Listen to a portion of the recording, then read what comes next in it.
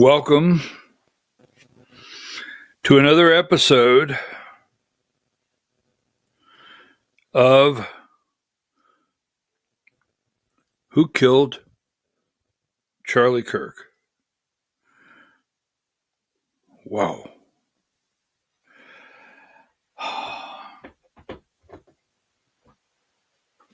So, I'm your host, BKP.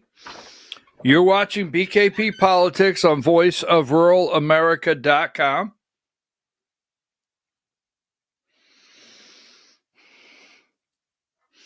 Good morning, Diane. Diane, I'm going to need, and I know I dare ask a favor. I know that because what I did is I walked out of the studio, and I forgot to hit send on the pictures. That puts a lot of pressure on Diane. I'm trying. I have a bad link. It will not open. I don't know what I did on my end, but I don't need it right this second. But if you could text me what video 3, what is just the general video 3, who is it? I would appreciate it. Hi, Diane. So, yesterday I went out and I don't watch soap operas, meaning I would rather watch Days of Our Lives or As the World Turns. Do they still come on? I would rather watch those in the afternoon than these committee hearings. And I say that realistically. And I watch very few committee hearings. But while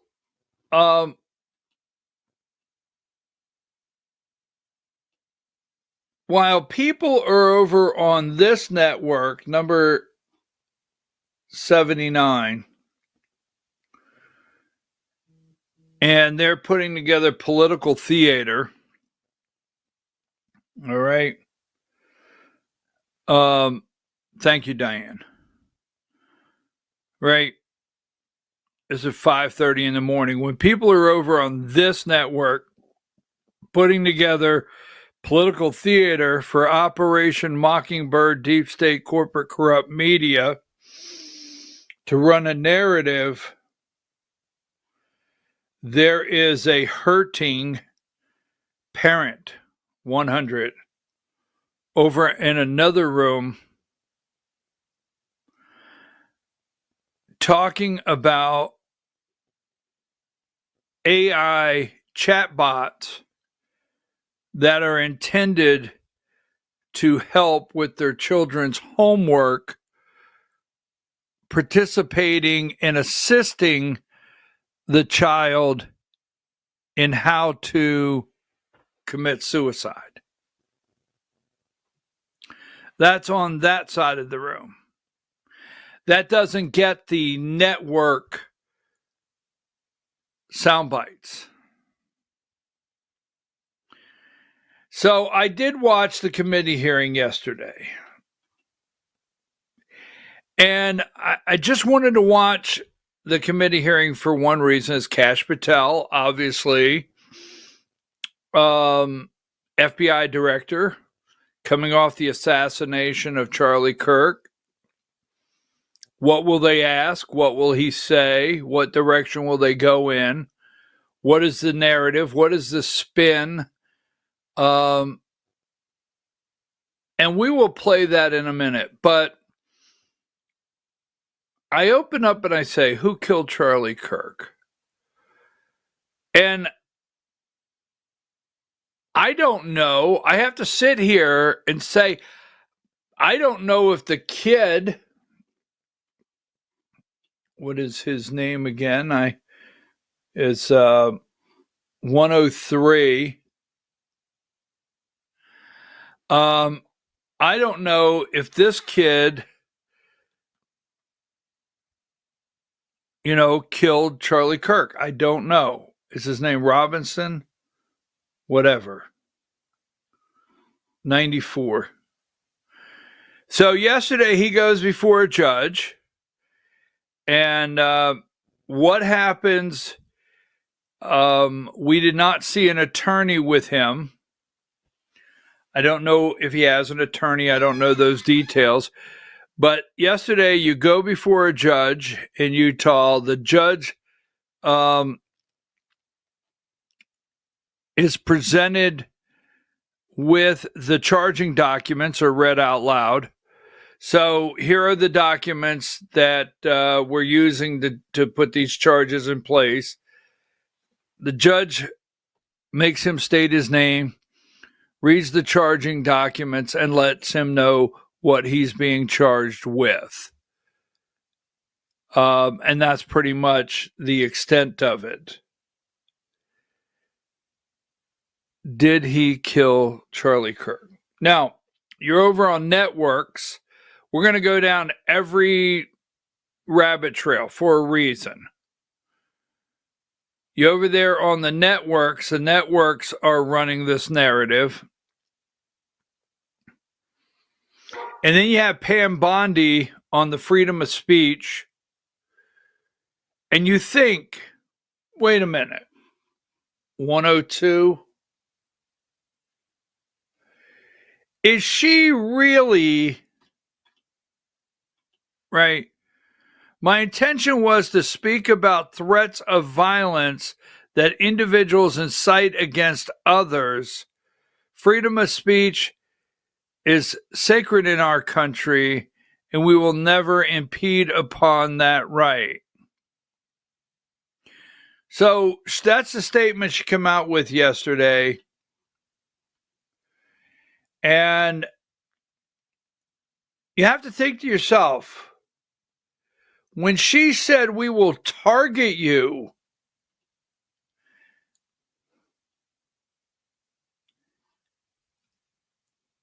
is she that damn dumb?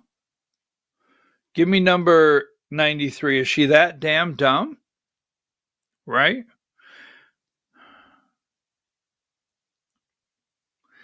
So we've got an attorney general that says, fire the employee for refusing. Give me this video here. Video 1. That's horrific. It's free speech, but you shouldn't be employed anywhere if you're going to say that. And employers, you have an obligation to get rid of people. You need to look at people who are saying horrible things, and they shouldn't be working with you. Businesses cannot discriminate. If you want to go in and print posters with Charlie's pictures on them for a vigil, you have to let them do that. We can prosecute you for that. I have Harmeet Dillon right now in our civil rights unit looking at that immediately, that Office Depot had done that. We're looking at that. But Sean, She has Harmeet Dillon looking at it now. Businesses can't refuse services. It's freedom of speech. Now, we'll play for you in just a moment where Cory Booker, and I want to come back to this, Diane. Where is this? I know I have it.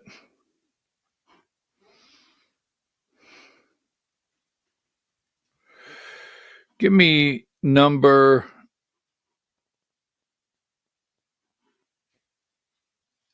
87, Cory Booker grilling Kash Patel, and then 97.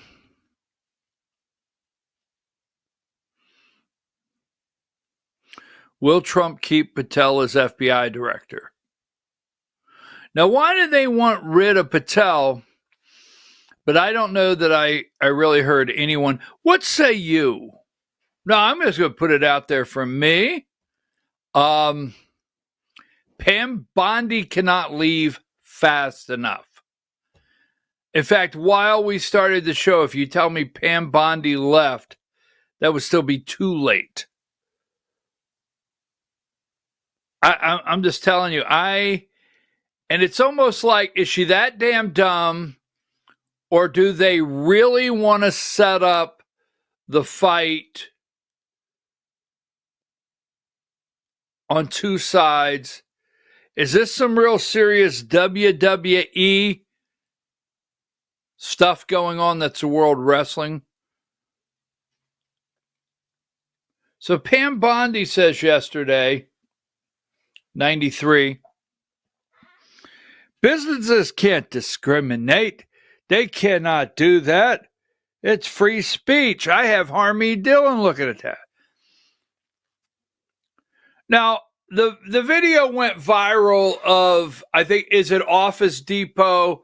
I'm not attacking any companies right now, but the video went viral where someone walked in and asked a lady, said, an employee, I want copies of this poster for a Charlie Kirk vigil that was taking place. The employee said, I can't do that. We do not do make copies for political propaganda. We don't do that here.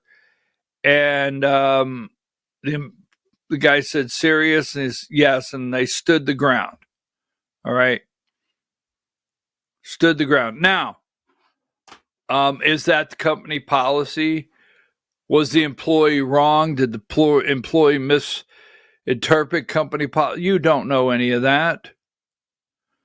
But, it wasn't long ago we had a Supreme Court case where a company, a bakery, did not want to bake a cake for a gay couple and said it was their right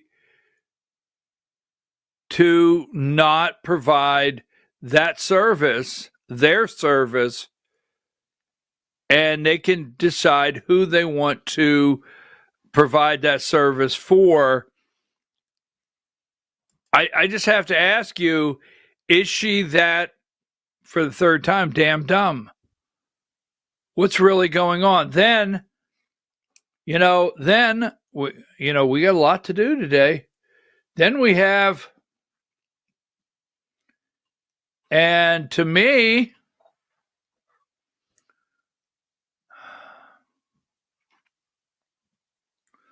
we've got, is it Palatar? Is that what it's called?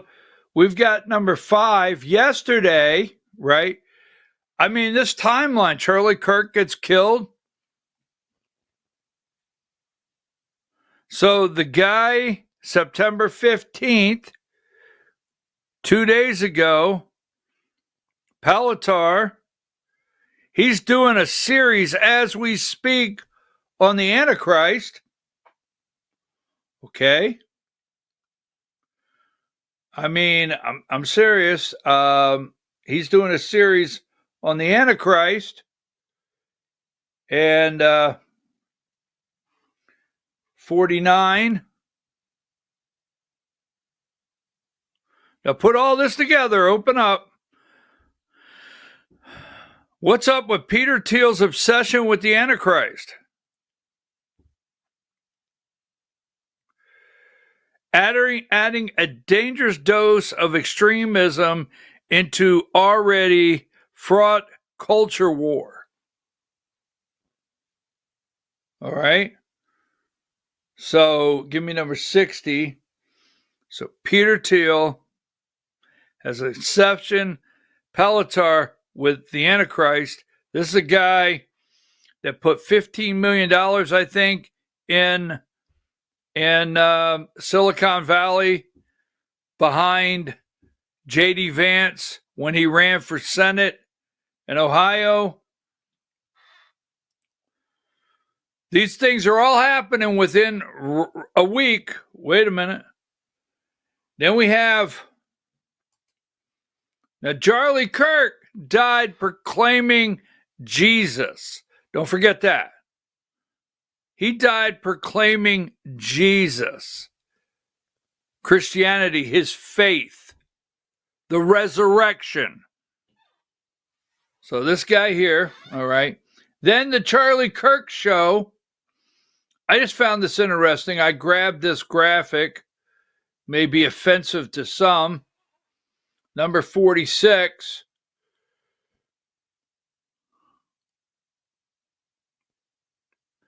Charlie Kirk show, Palantir on day 1. That's what they call J.D. Vance. Day 2, the Daily Wire. Ben Shapiro.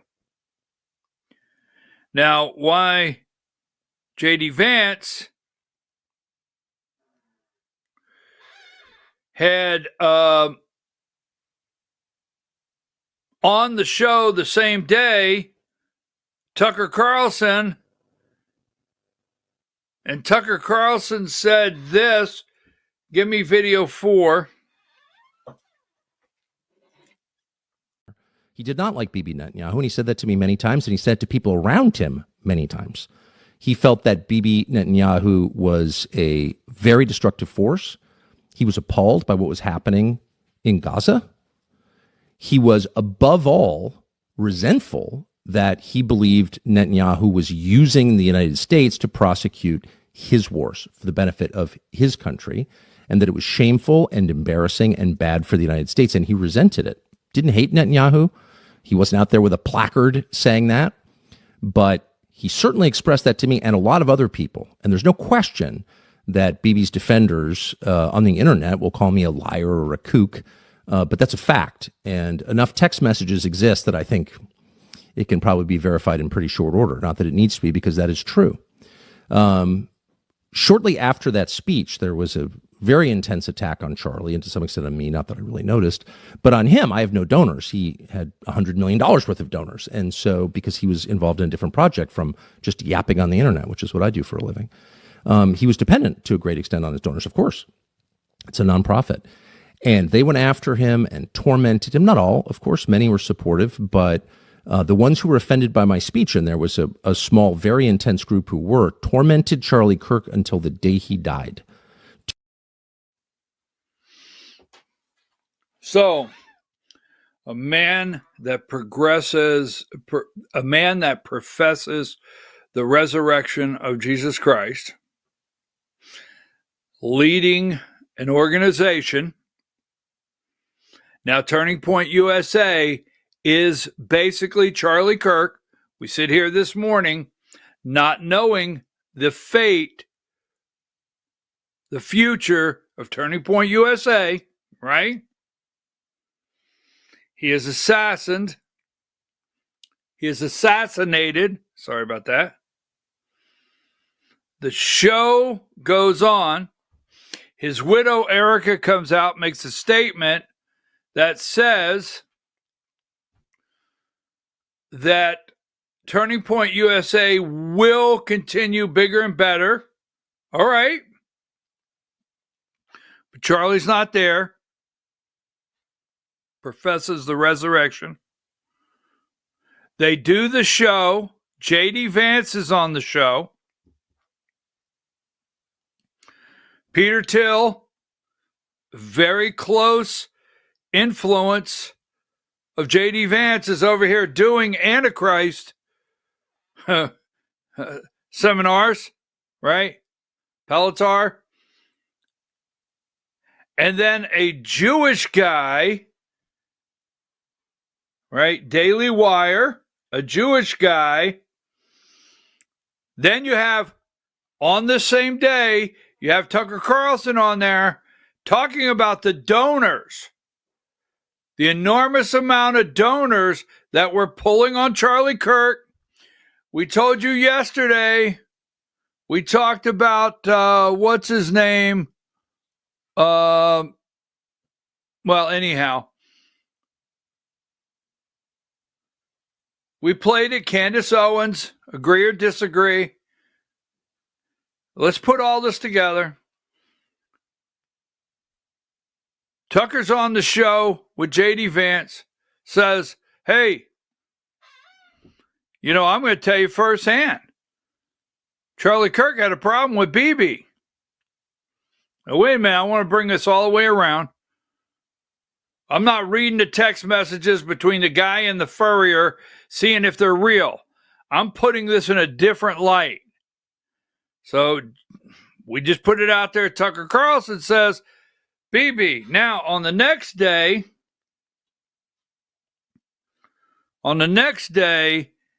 Shapiro here, and give me number 47. We talk about donors. All right. Talk about donors. Shapiro, a Jewish guy. Charlie Kirk, Turning Point, professing resurrection of Jesus Christ. Is number 3 Shapiro? If it is, play it. If video 3 is Shapiro, play it. If that's the one I can't find. No. It's video 7. Play video 7. I'm sorry, video 7. You know, from a Jewish point of view, where we don't believe in the divinity of Christ, I think that there you can make an argument that the Gospels, which were written, he was just a prophet, and significant. No, we don't even believe he was a prophet. What do you think he was? What do you guys think? What do I think he was historically? I think he was a Jew who tried to lead a revolt against the Romans and got killed for his trouble, just like a lot of other Jews at that time who were crucified for trying to lead revolts against the Roman and got killed for their trouble. So he became legend in story, and it became a bigger and bigger deal as time went on. Yeah, he had a group of followers, and then that gradually grew, and then do you think he was resurrected? No, that's not a Jewish belief. Okay, I just want to check. Yeah, no, we're not into we're not into miracle stories. No, that's no? Not. No. You don't have any miracles? No, not by Jesus. Right? No? They're ones in the Old Testament. Ones? Like, I can't join a church, I assume. I don't believe the things that people in the church believe. You probably could if you donate. You got to give the right amount of money.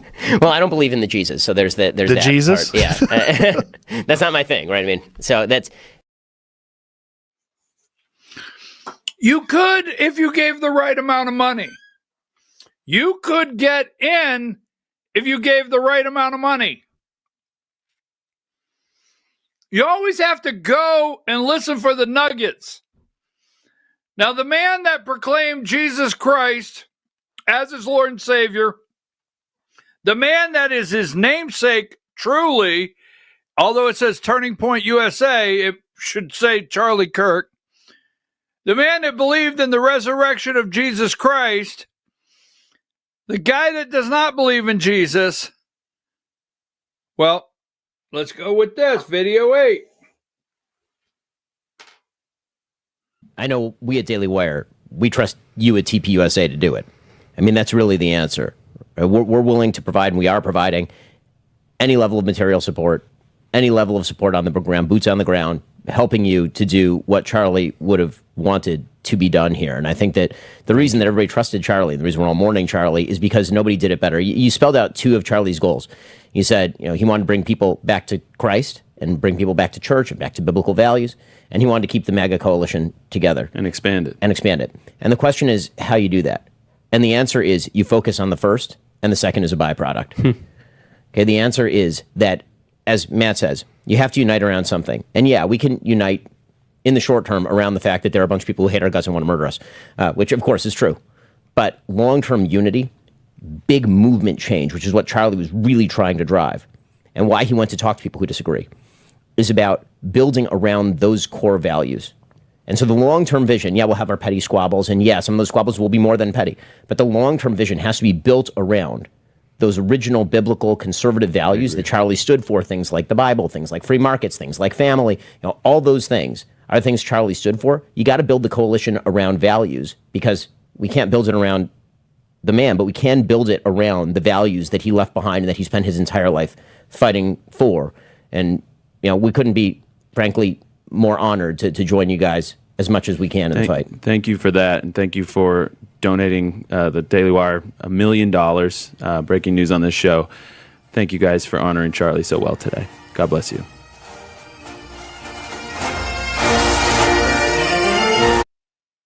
I'm speaking right now to every young member at Turning Point USA. As bad as you're hurting inside, I get it.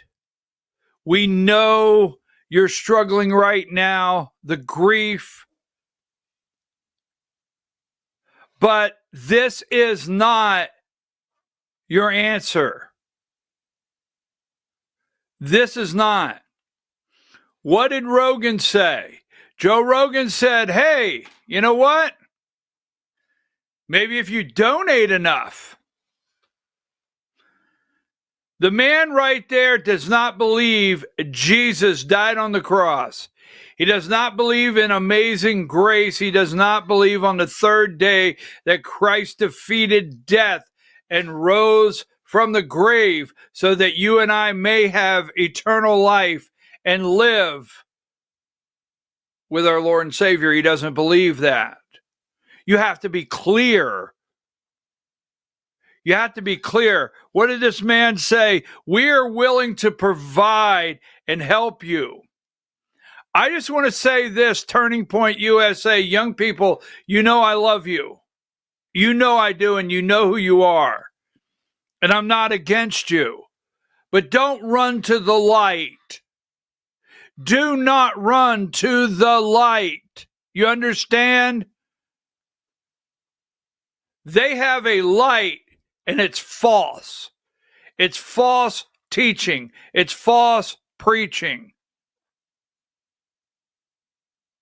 Don't run to this light.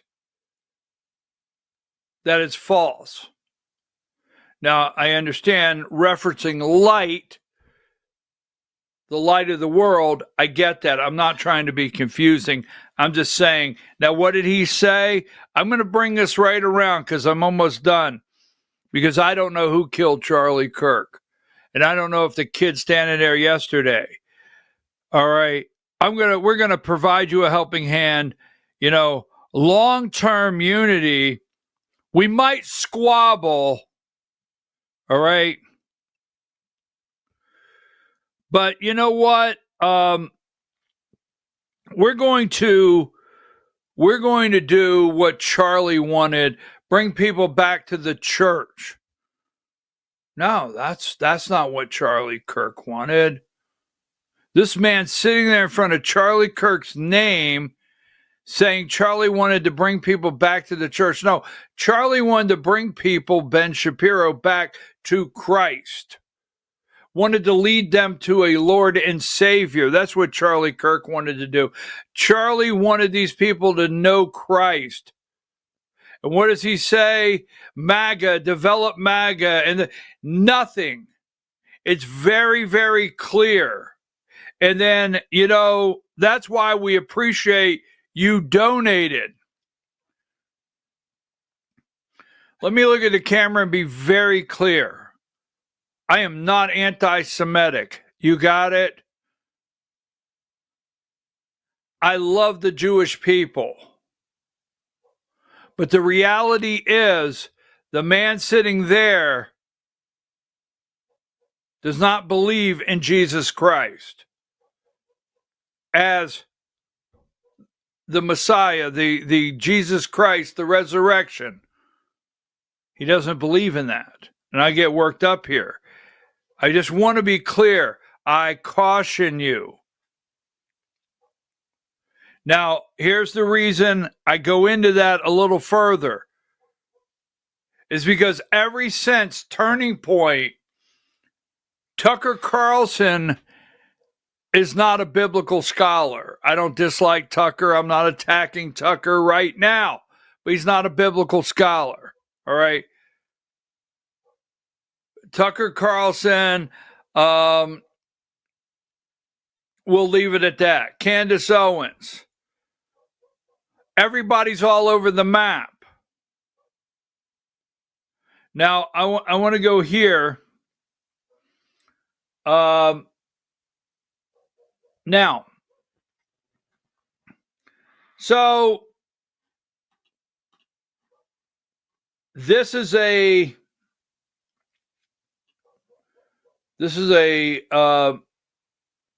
hold on, I want to get this. A message that because we are all over the map. Is this it? Give me number 36. Laura Lomer. She has been very clear. She's not religious. She's very clear. She's not religious, and I don't want to quote her, but I think she said, I don't think I ever intend to be religious. This person does not believe in Jesus Christ. Right? There's a hatred. Yesterday, it went around the internet all day, and you heard Tucker Carlson say that Charlie Kirk was pulled by donors right up to the day of his death. Now, these people are all out there saying this. Right to the day of his death, he was pulled by donors. He has an enormous operation that he has to fund and keep going. Money was very important to Turning Point USA, and it's still a vital importance to where Turning Point USA is probably wondering what the future holds financially and what their structure looks like, to where they've got J.D. Vance leading the way. They got his mentor over there doing Antichrist, a gay man doing Antichrist seminars. This is all at the same time. Tucker Carlson's on there saying, Bibi Netanyahu, no, Charlie Kirk did not like him. Did not like him. I'm very clear. He didn't like Bibi Netanyahu. Donors were pulling on Charlie. Now, keep this in mind, because I'm going to close this segment with donors and right this second what's swirling. And don't leave out that Trump's in the UK. That's not, to me, none of this is a coincidence. Absolutely none of this is coincidence. And don't leave out that a transgender killed those kids in Minnesota just a couple weeks ago. And polling data says transgenders, right?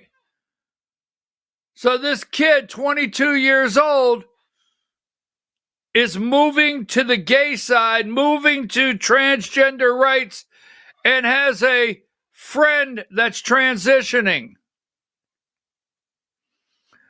I'm not going to say who, but because they asked me not to, but a high-level Turning Point USA official told me in an emotional phone call that Turning Point USA has asked those who are pushing the lie that Israel killed Charlie Kirk to stop, and they won't stop. As a result, the Jew obsession lunatics online have been sending harassing and threatening messages to Turning Point USA staffers and employees. Turning Point USA staff want people to stop talking about insane conspiracy theory that nobody has provided any evidence for. I'm told my friend that staff are very upset with these lies. So, a leftist with a transgender boyfriend murdered Charlie because he's consumed too much leftist media and was brainwashed into thinking Charlie Kirk was a hateful person. He confessed to the murdering Charlie. Now, I am not saying, I want to look at the camera and tell you, I'm not saying Israel killed Charlie Kirk. I'm not doing that. You got it? I'm just saying, since the man's been murdered, there's been a lot of amazing people out there holding candlelight vigils, worship, singing, churches, praising, discussion of condemning hate and violence, right? But the actual Turning Point USA, the front of it, Ben Shapiro, $1 million. They called Laura Loomer, a Jewish lady, to say, could you get the word out? Was it Turning Point Action USA put out their own statement? I don't know. Maybe they have. Now, let me close with this. Are you aware of this? So when this takes place, right? When this takes place,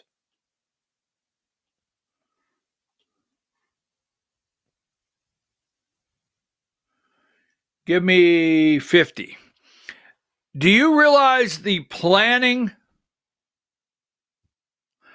Do you realize how much planning has to go into this?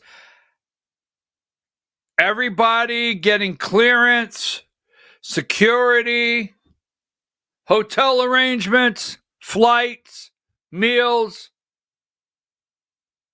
Right this minute, as we speak, a delegation of 250 state legislators. Now, this is last week. The article was last week.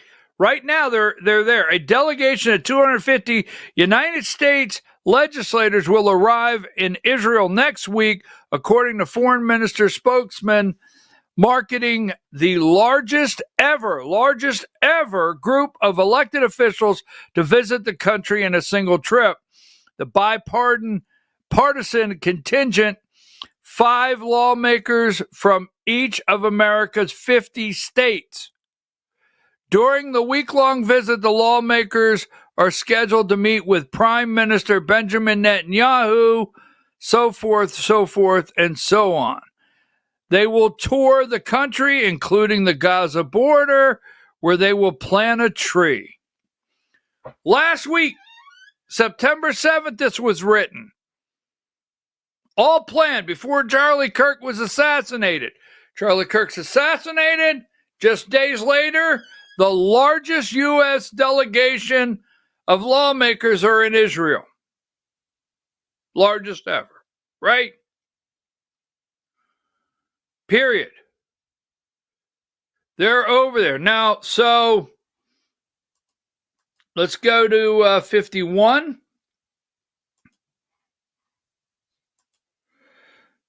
Make sure there's nothing on here missing. We're going to get out here in just a minute. The ministry stresses the delegation's strategic importance, noting that state legislators often influence anti-Israel bills, such as those supporting the boycott, divestment, and sanction movement.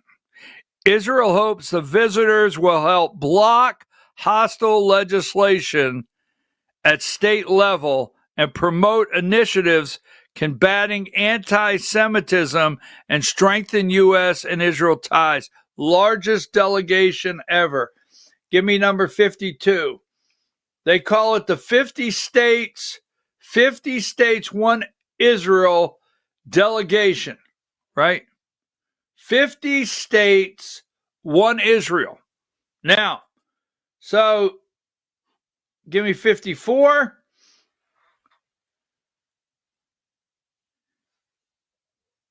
As of mid-September 2025, right now, over 200 American lawmakers visit Israel as part of a single large-scale delegation. 50 states, one Israel. Here are all the keys to the visit. Here is who's paying for it, right? Give me number 55. Who's paying all this? The largest delegation ever. 5 members from every state paid for travel, hotel, airfare, hot towel. Mission statement: the American Israel Education Foundation, a charitable organization affiliated with AIPAC. Pay in the entire bill. 56. The American Israel Public Affairs Committee, a bipartisan lobbying group that seeks to influence U.S. policy to strengthen its relations with Israel for decades, has been considered one of the most influential foreign policy lobbying groups in the United States. There you go. Educational trips. Political spending, primary challenges. In 2024 election cycle, AIPAC reportedly spent over $100 million targeting progressive Democrats who had criticized Israeli policies. That's who's paying the bill. And there's 250 of them. 250 over there right now. Now look, there's some people reading the guy's emails. There's people reading the guy's text messages, right? Are they real? Oh my God, they sounded so sweet and so loving. I actually basically don't care about that. I'm looking at it. I'm reading it. But I'm thinking, wait a minute. Are we just going to gloss over 250 lawmakers over in Israel right now? The same day they launch the Gaza ground offensive? The same day Tucker Carlson's out there telling people Charlie Kirk didn't like Bibi Netanyahu? The same guy, Ben Shapiro, that has no acknowledgement of Christ, is giving $1 million and saying, I'm here to lead the way for who? Is Ben Shapiro going to be saved? Are you going to minister to Ben Shapiro? Is he going to receive Jesus Christ as his personal Savior? I don't know, but that's not up to me. Now, people, you got to call this out. I'm not anti-Semitic. I don't know.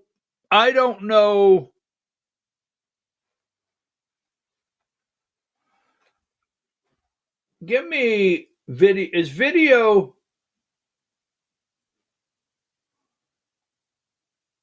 Let's see. Give me video 12.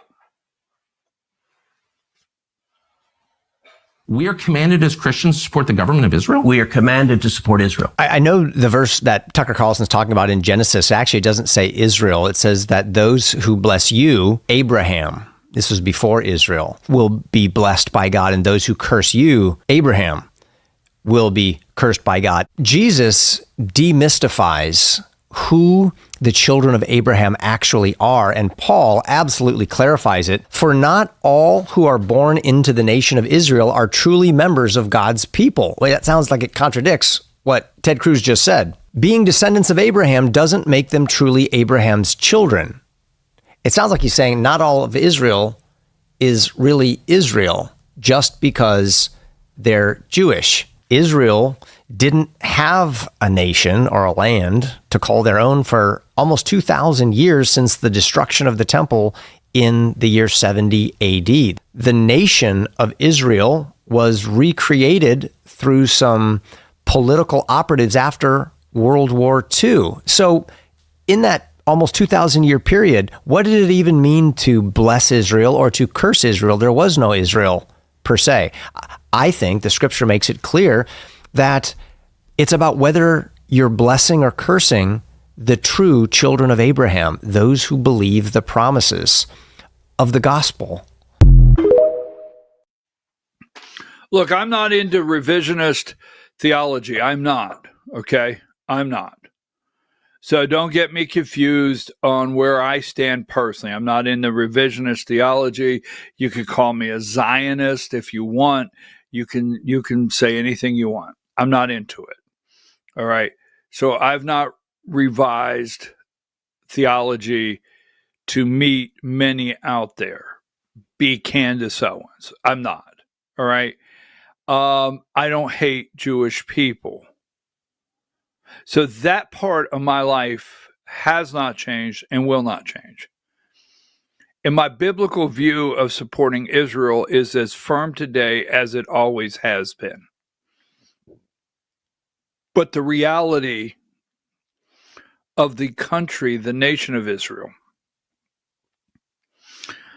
you better put everything we just circled And here's all I want to say. I want to go back to the young people at Turning Point USA that I love so much.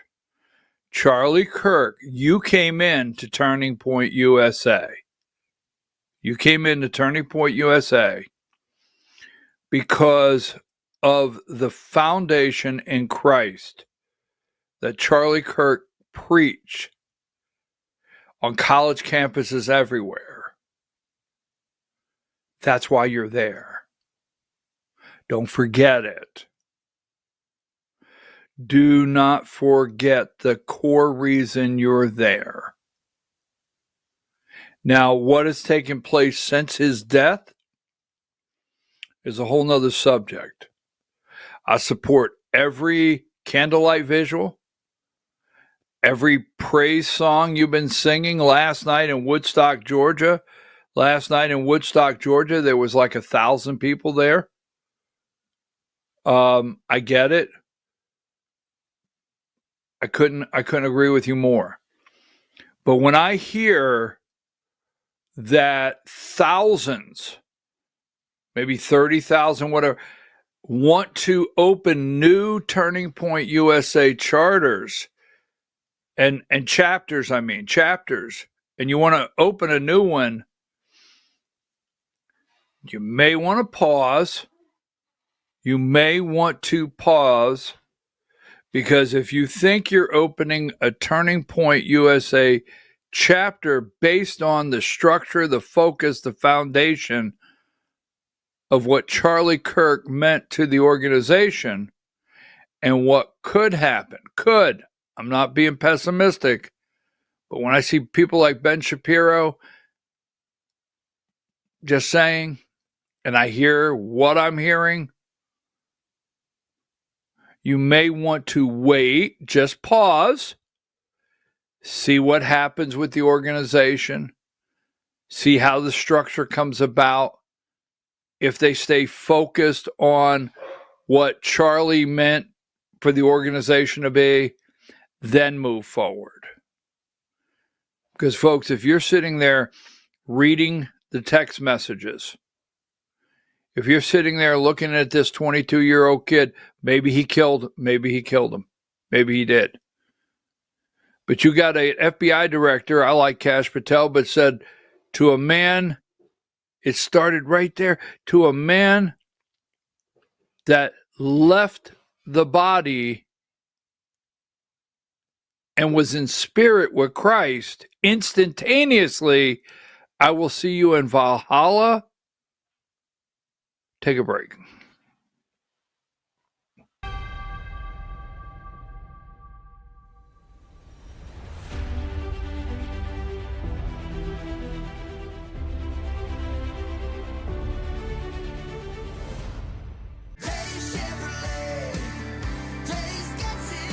At Days Chevrolet in Jasper, we're proud because for more than 65 years, we've built a legacy of trust for the families we serve. That's why 80% of our business comes from repeat customers and referrals. When you treat folks as well as we do, word is bound to get around. Days Chevrolet in Jasper, family first since 1959. Days Chevrolet, Days gets it done. Together, let's drive. Larry's Body Shop in Ellijay. Family owned and operated since 1978. The latest in cutting-edge digital technology and state-of-the-art equipment allow our iCard Gold Class certified technicians to restore your vehicle. Our second-to-none customer service will work directly with your insurance company. Major accident or minor fender bender, we take the dents out of accidents. Larry's Body Shop, North Georgia's #1 body shop. Visit us at collisiondecision.com. Why give your money to liberal media companies? Put your marketing needs in the hands of a conservative marketing professional and start getting results today. FYN Media Group, one of the top digital marketing agencies in Georgia, specializes in website design and hosting, social media promotion and management, and so much more. Visit FYNmediagroup.com or call 706-889-3564 for a free consultation. Welcome to El Rey Azteca Mexican Restaurant. We invite you to indulge your senses with our from-scratch authentic Mexican food. Whether you are hungry for fajitas or the El Rey Azteca burrito, we offer a wide variety of fine Mexican dishes, drinks, and desserts. Our inviting patio, indoor seating, and bar has a seat for everyone. So come to El Rey Azteca for delicious food, great drinks, good friends, and loads of fun in a casual and friendly atmosphere. Ladies, when you wear elegant jewelry, you become a force to be reckoned with. You shine brighter than the stars in the sky, and your inner beauty radiates like the sun. So embrace the magic, embrace the elegance, and let your jewelry be a reflection of your true, authentic self. My friends over at North Georgia Diamond know what a woman wants. Go see them for the perfect gift. And remember, when it comes to elegance, there's no such thing as too much. Come see us at North Georgia Diamond. We're igniting passion one sparkle at a time.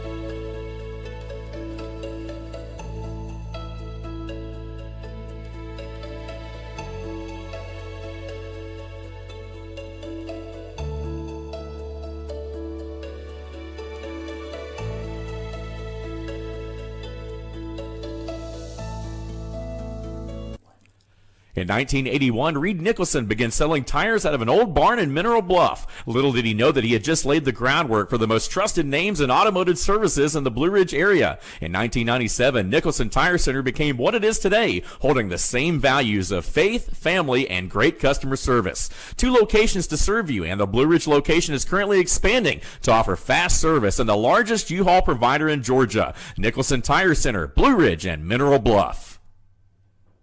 This is a special report.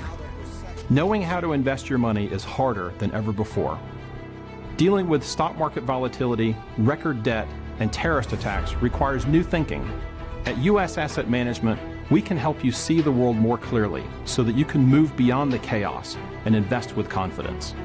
Call us, visit us online, or drop by our office. U.S. Asset Management, helping you make better decisions with your money. Mesquite Grill, now offering online ordering for your convenience. Check out our new website at mesquitegrillbr.com. That's mesquitegrillbr.com.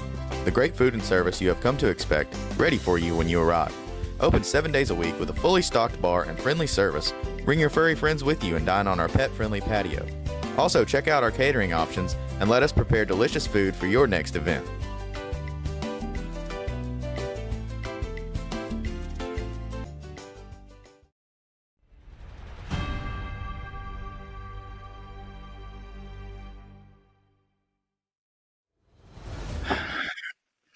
It's Constitution Day. Constitution Day. I'm your host, BKP.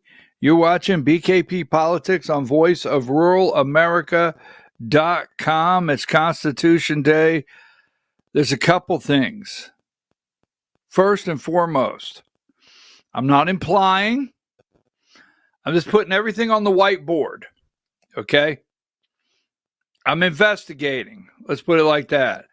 I did not imply, I'm not, and I'm not saying in any way whatsoever, you didn't hear me say that Israel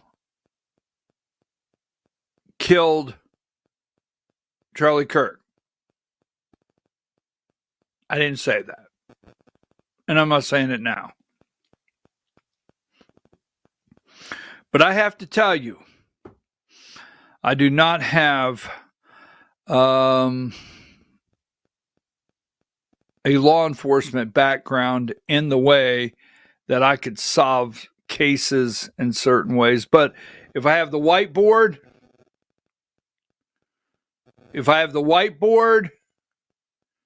and I'm putting everything on it,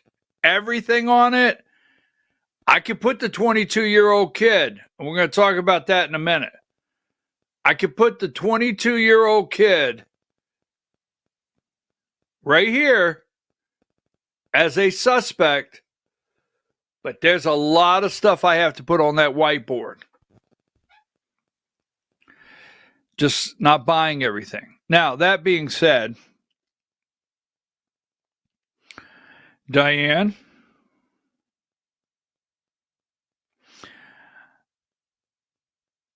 because of the great sense of humor I have, Diane used my advice. She gave my advice back to me. Oh, you thought, and I could just hear you laughing when you sent this text. I can hear you laughing. Yes, when you gave me Diane gave me some advice. All right, folks, I'm your host, BKP. You're watching BKP Politics on Voice of Rural America.com. Number 101, the Prize Patrol team will no longer be stopping by with the big check. It won't be happening. No, won't be happening because Publishers Clearinghouse, as soon as she finds 101 there, what you got here? Okay, I see it. They filed for bankruptcy. So those people that were getting $5,000 a week for life, it's gone. Out of here. Take that down. Now, so yesterday I thought it was a little funny. I want to do it just because I thought it was funny. And our first almost full hour was stressful. But Fonnie Willis and Wade, and I did this yesterday, and actually President Donald Trump posted this video. He posted this. This is where I got it. I got it from the president, right? Well, we all remember this question. We all remember this question of Fonnie Willis's friend Wade, video 11. Did you go to a cabin with Miss Willis ever? Ever? Ever. I've been really trying, baby, trying to hold back this feeling for so long. And if you feel like I feel, baby. No. You've never gone to a cabin with this? No.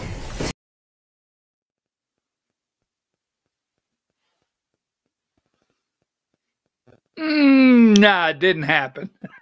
That's one of my favorites. Okay, so I want to get a nice grip. I want to try to get a grip back on the next hour before the Georgia hour. So, where's it at here? Wait a minute. Yesterday during the hearing, Arctic Frost. We will talk about that after this. But how about this? Number 45, 43. I run up on this yesterday. I mean, Dearborn, Michigan. The mayor is a Muslim. Dearborn, Michigan mayor is a Muslim mayor. This is a Muslim community. And a Christian, they were going to name, give me number 44, going to name Dearborn Muslim mayor unleashes on Christian resident at city meeting, you are not welcome here. They're going to name a street after a known jihadist, a radical jihadist, and the guy was just like, let's go ahead. Here's the exchange video 6. Hezbollah, bombed the embassy in Beirut, and including many Americans. So I just feel it's quite inappropriate. You are an Islamophobe, and although you live here, I want you to know, as mayor, you are not welcome here. And the day you move out of the city will be the day that I launch a parade celebrating the fact that you moved out of the city, because you are not somebody who believes in coexistence.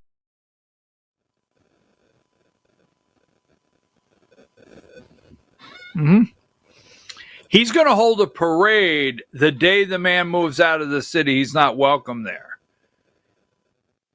And because the guy doesn't, to him, celebrate coexistence, right? Exactly, coexistence. You will, and here's, let me say this. I know what you may be thinking out there. Well, wait a minute. Joe Biden, his administration, he targeted Christians. We now have Donald Trump in office. Donald Trump's not going to allow Christians, to be targeted.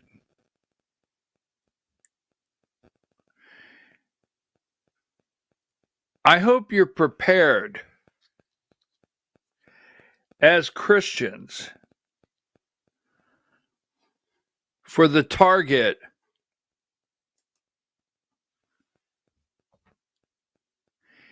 Pam Bondi scared me not because she was talking about hate speech and targeting hate speech on the other side. It's when we become the target, and you are there in America. Whether you believe it, whether you're ready to stand up and defend it, that you are there. You are the target. All right, so 45. I told you Bongino is about to leave the FBI. This is going around that Dan Bongino is leaving the FBI.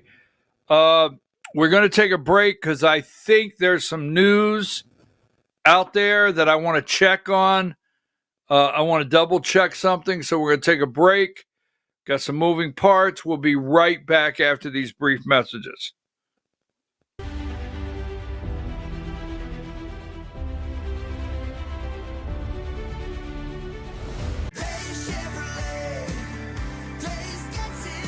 It's Truck Month Plus at Day Chevrolet in Jasper. Now save $11,000 off new Silverado 1500 crew cabs. Plus, get $500 bonus cash for your trade. Pick your Silverado from our huge selection. Save a whopping $11,000 off. Plus, $500 bonus cash for your trade during Truck Month Plus at Day Chevrolet in Jasper. Day Chevrolet.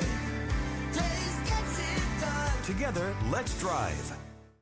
Larry's Body Shop in Ellijay. Family owned and operated since 1978. The latest in cutting-edge digital technology and state-of-the-art equipment allow our iCard Gold Class certified technicians to restore your vehicle. Our second-to-none customer service will work directly with your insurance company. Major accident or minor fender bender, we take the dents out of accidents. Larry's Body Shop, North Georgia's #1 body shop. Visit us at collisiondecision.com.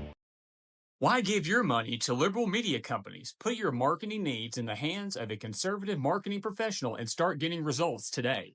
FYN Media Group, one of the top digital marketing agencies in Georgia, specializes in website design and hosting, social media promotion and management, and so much more. Visit FYNmediagroup.com or call 706-889-3564 for a free consultation. Welcome to El Rey Azteca Mexican Restaurant. We invite you to indulge your senses with our from-scratch authentic Mexican food. Whether you are hungry for fajitas or the El Rey Azteca burrito, we offer a wide variety of fine Mexican dishes, drinks, and desserts. Our inviting patio, indoor seating, and bar has a seat for everyone. So come to El Rey Azteca for delicious food, great drinks, good friends, and loads of fun in a casual and friendly atmosphere. Ladies, when you wear elegant jewelry, you become a force to be reckoned with. You shine brighter than the stars in the sky, and your inner beauty radiates like the sun. So embrace the magic, embrace the elegance, and let your jewelry be a reflection of your true, authentic self. My friends over at North Georgia Diamond know what a woman wants. Go see them for the perfect gift. And remember, when it comes to elegance, there's no such thing as too much. Come see us at North Georgia Diamond. We're igniting passion one sparkle at a time.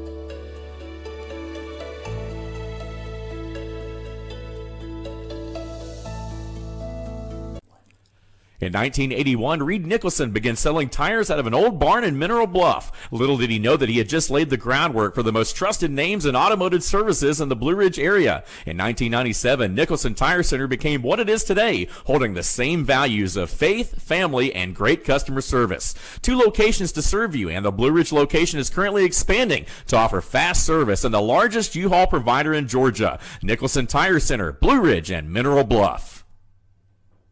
This is a special report. Knowing how to invest your money is harder than ever before.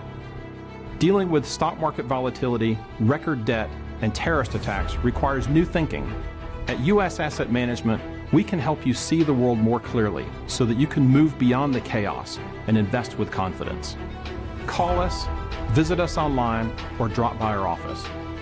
U.S. Asset Management, helping you make better decisions with your money. Mesquite Grill, now offering online ordering for your convenience. Check out our new website at mesquitegrillbr.com. That's mesquitegrillbr.com. The great food and service you have come to expect, ready for you when you arrive. Open 7 days a week with a fully stocked bar and friendly service. Bring your furry friends with you and dine on our pet-friendly patio. Also, check out our catering options and let us prepare delicious food for your next event.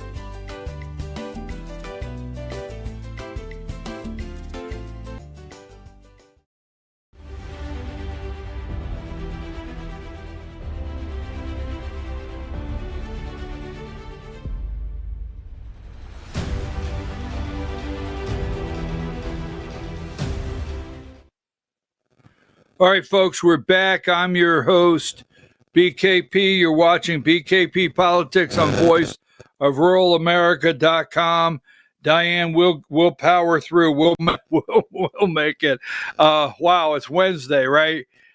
Diane, I sent you a graphic. Can you get the graphic? Put it on the screen ASAP. I just had to double check. I got a couple messages on this. I had to double check accuracy.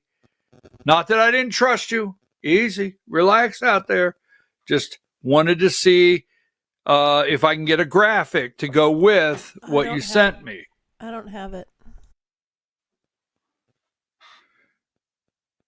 I wonder if I am going to get this day. All right.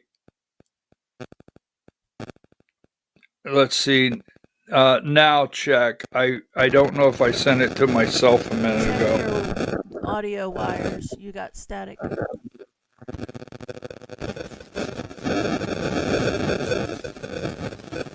I do. Did you get a graphic? Got the graphic, but I still got static. Put our card up just for 30 seconds.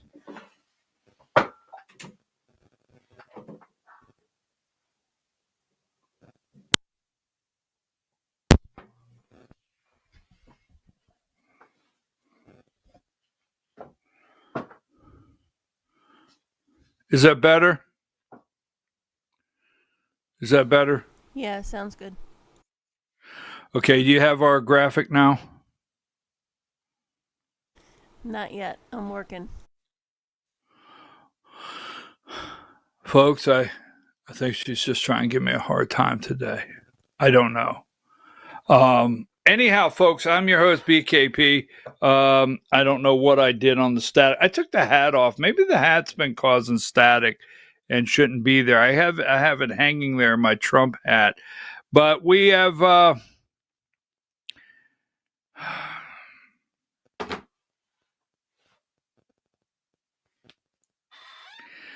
How long have I told him, Diane? Just take a guess. Throw something out. Anything will do. How long have I told him?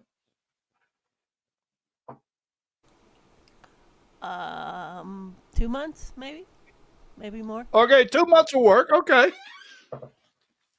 2 months. I'll go with 2 months.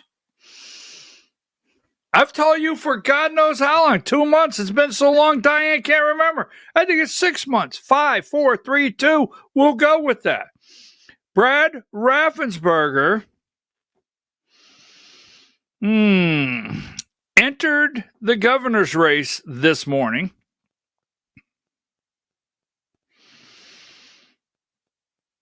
Damn, this traffic jam.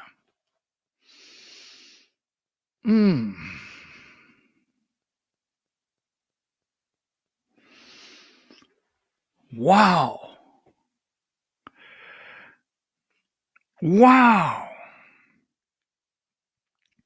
He will run, if you're out there nationally and you've been following some chatter, he will run as a Republican, okay?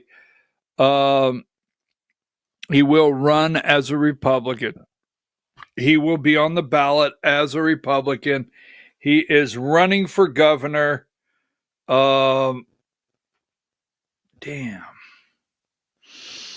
You remember the other day, Diane, I think I asked this question, and if I didn't, I asked someone on the phone. My biggest question is, well, we'll wait to the Georgia hour. Brad Raffensperger, Secretary of State of Georgia, is now a candidate for governor.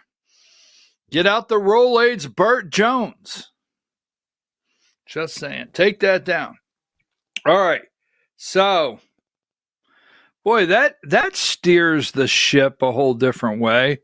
I had something else here, Diane. I mean,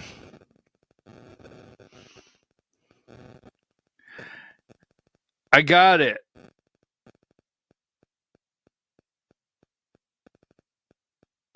I got it. I just got another message. So let me ask you this, okay? It is 2025, right? 2025. And if you minus, that's how it would work, 22, we'll go with 22. So 2003. So here's what I want you to do with the kid in the kid out there in Utah, the transgenders, the gaming chat rooms. And when let's see, let me pull my pictures up here, Diane. It's already 9:15. We've got the Georgia hour lurking right around the corner. But 39. It's all over the world. Every news cycle in the world is running. You weren't the one who did it, right? I am. I'm sorry. He never said a word yesterday. Apparently 22 years old. Very high, I understand. What is that score? SAT score, 94. The kid you're looking at right now, an enormous SAT score. Enormous SAT score. 4.0 student, right?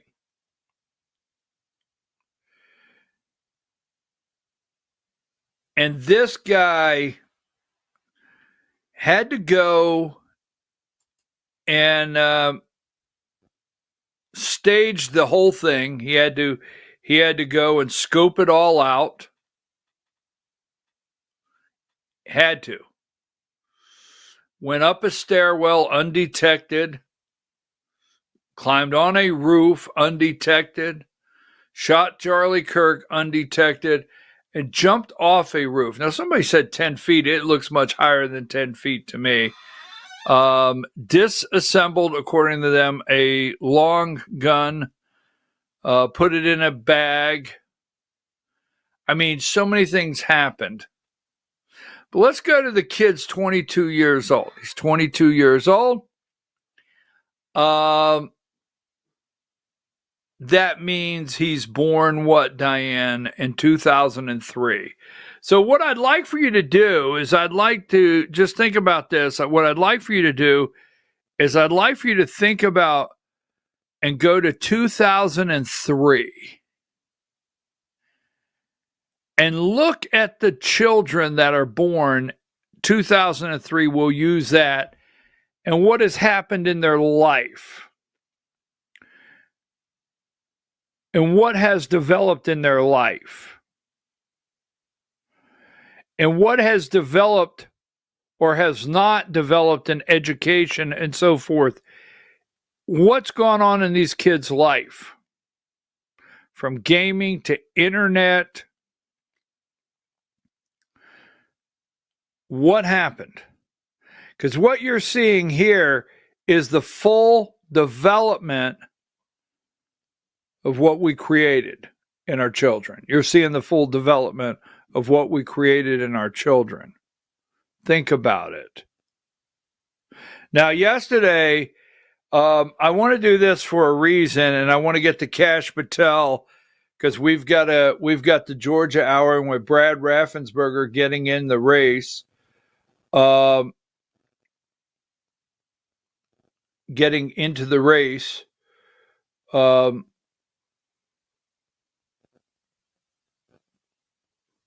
For governor, it's going to be a very interest rates 104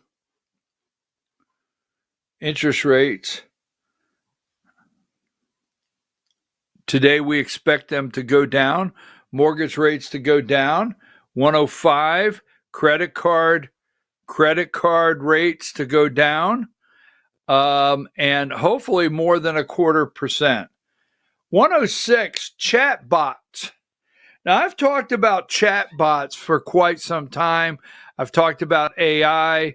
I've talked about what children are experiencing. Now, children are experiencing these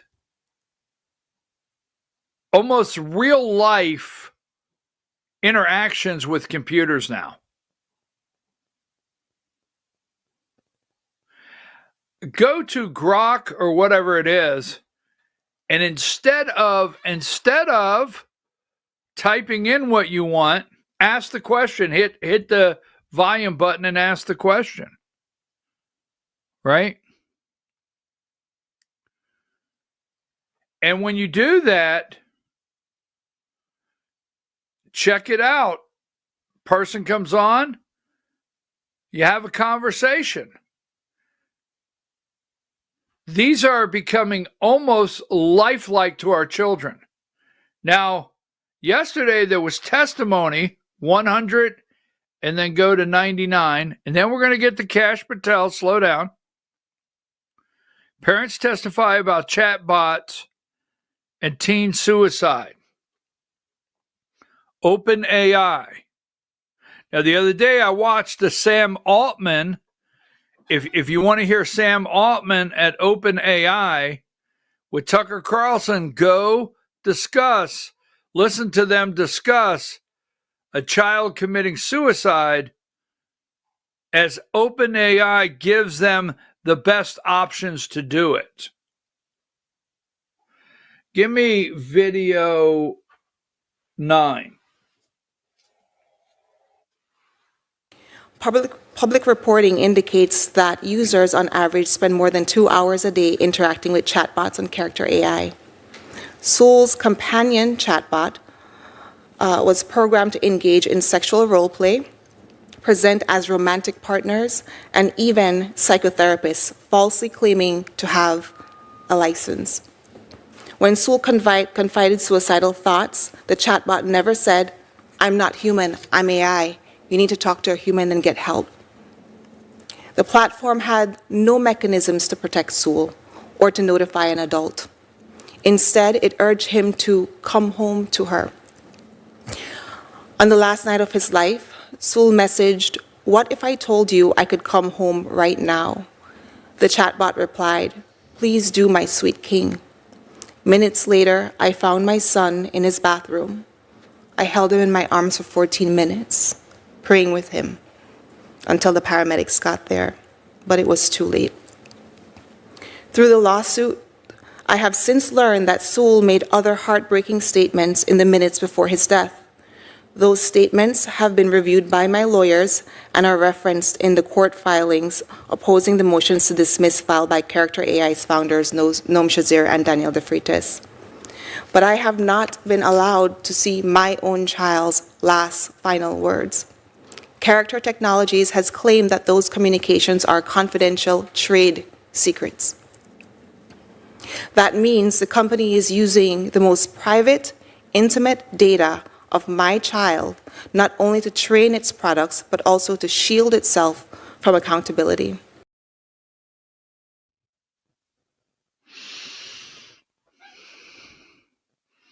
Now, I wanted to show you that for a reason, because on one side of the Capitol yesterday, we're talking about what's happening to our children. You got a 22-year-old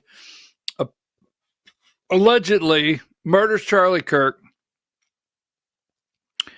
that was on a gaming chat site, living with a furry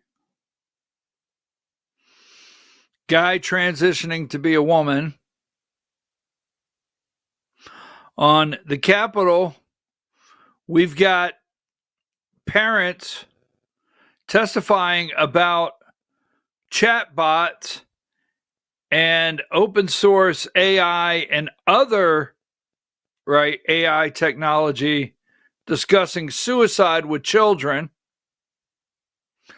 But instead, we got Kash Patel leading the way in the morning, fighting with Pencil Neck Geek, what's his name, Adam Schiff, and Booker. They don't show you this. Now, I want you to go look some things up today. We will get to them tomorrow. Number 21.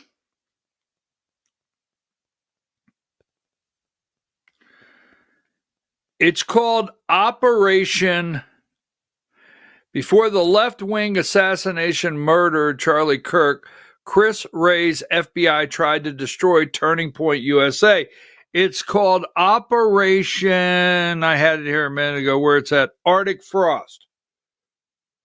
Operation Arctic Frost. Diane, give me number.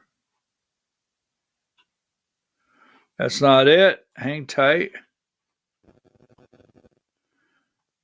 Wow, Trump put out a lot of truth socials today.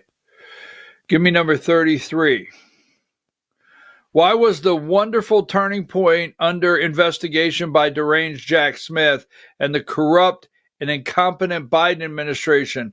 They tried to force Charlie and many other people and movements out of business. They weaponized the Justice Department against sleepy Joe Biden's political opponents, including me. They allowed the daughter of a judge on one of the corrupt trials against me to become the biggest fraud fundraiser for Biden and Kamala. Now, as you read this, the Arctic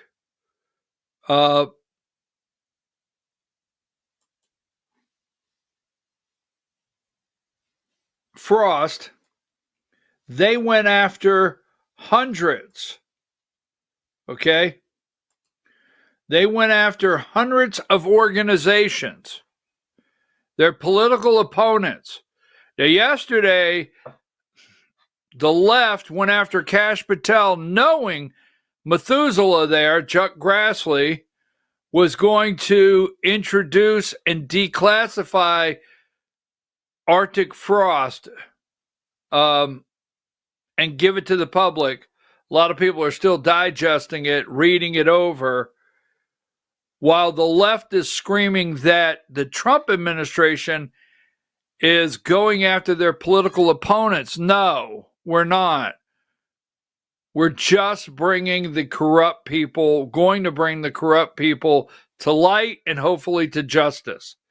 So that being said, give me Kash Patel, and I want to show you. He was asked, number 29, a lot of questions yesterday concerning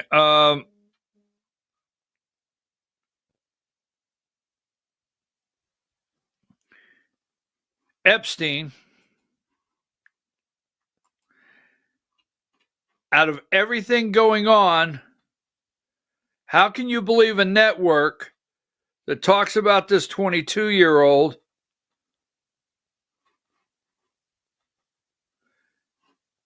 Here is 79. I want to show you a couple of these briefly here. 5:30 in the morning. Adam Schiff, Kash Patel, CNN, same storyline, number 80, right? Democrats grill FBI, same storyline, CNN.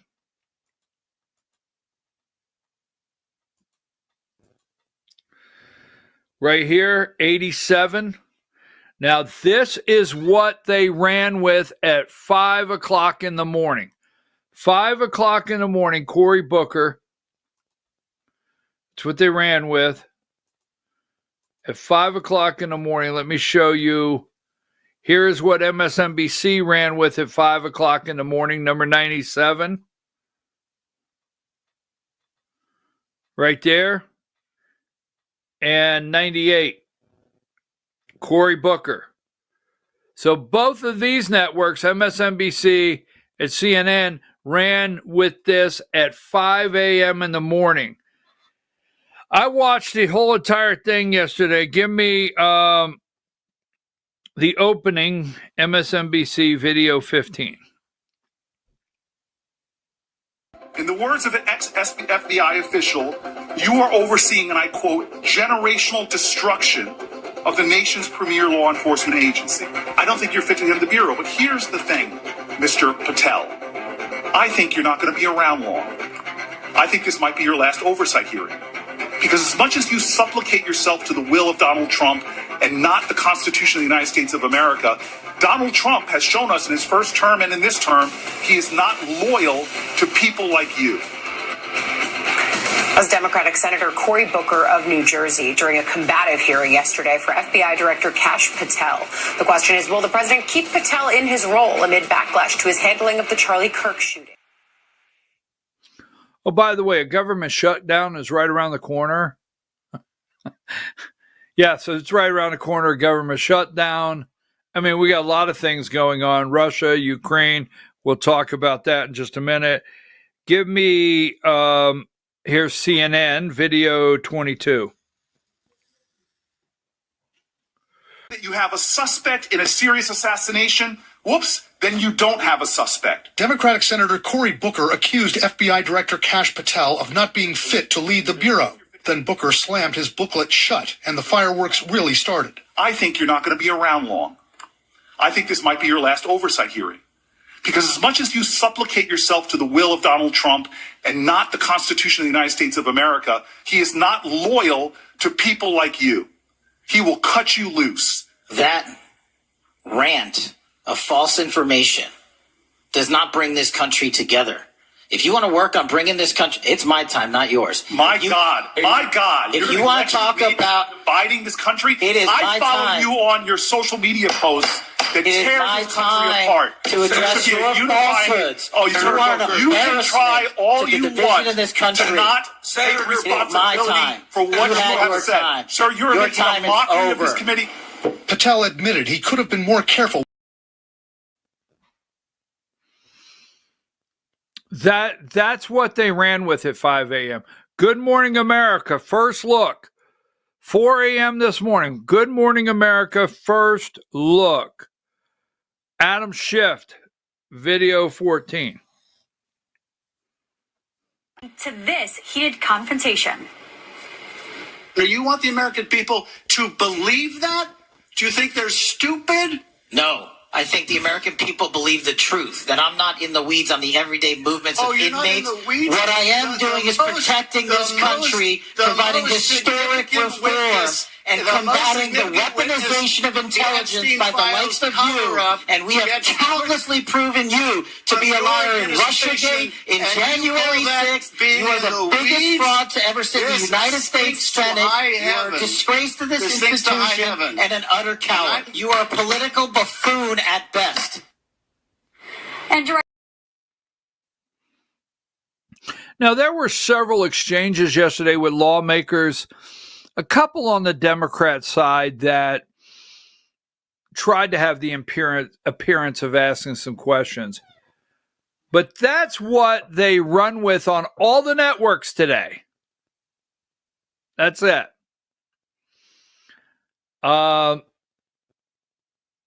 That is the strength of what they're running on and the 22-year-old.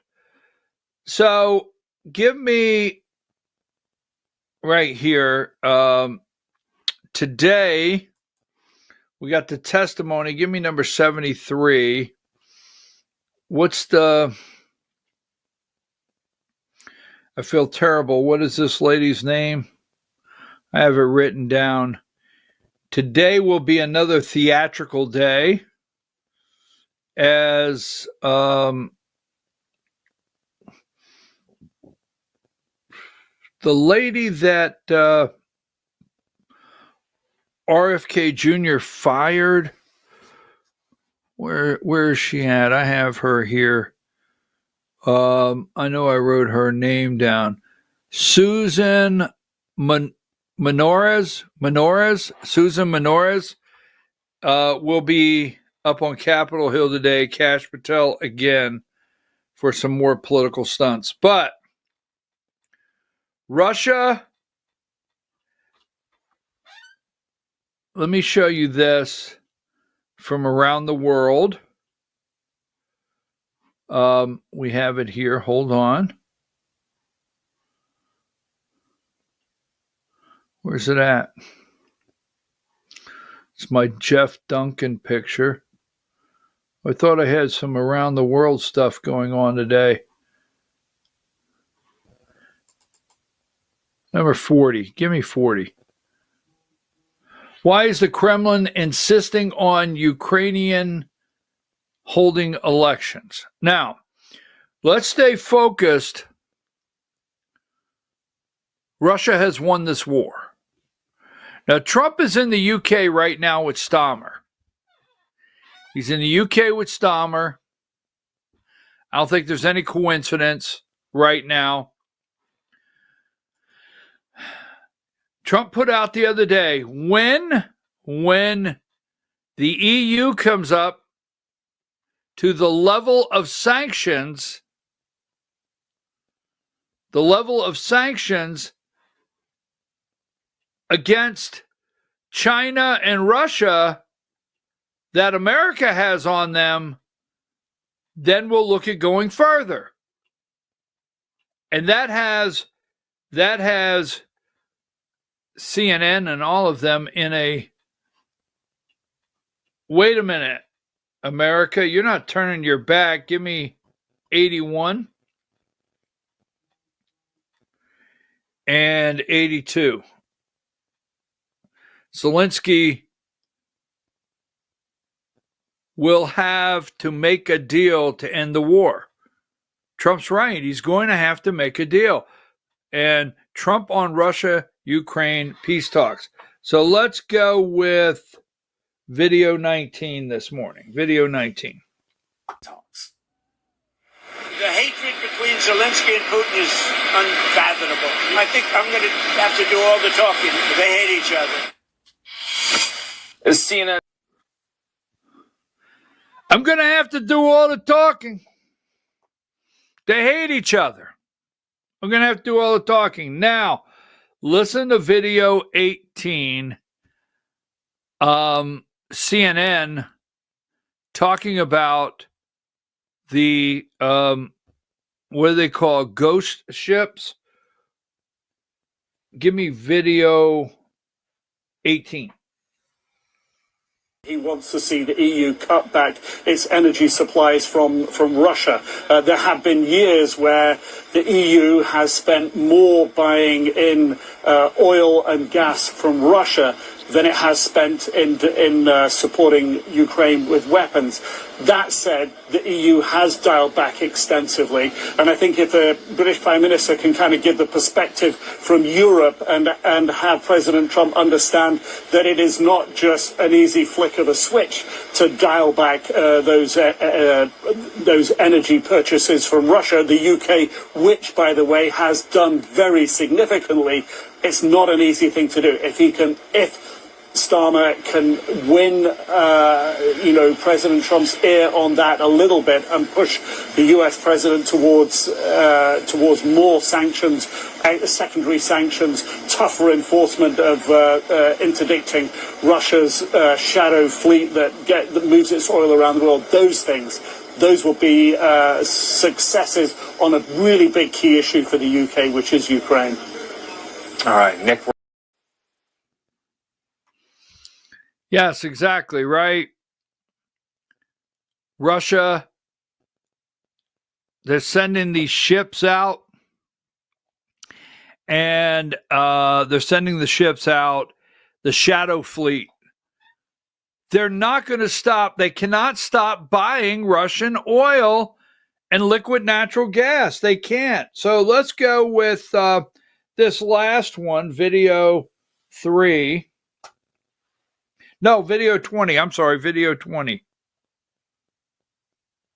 This is unnerving, certainly for Ukraine, Brian, because what we see here with the President Trump is that there is some slippage in his rhetoric back to what seems to be the default position of pressuring Ukraine and not Russia. And I think, look, as a result, we've seen from Zelensky, who has kept his tone very level, very grateful towards President Trump, of course, since that February Oval Office spat. And as a result, has seen the relationship improve.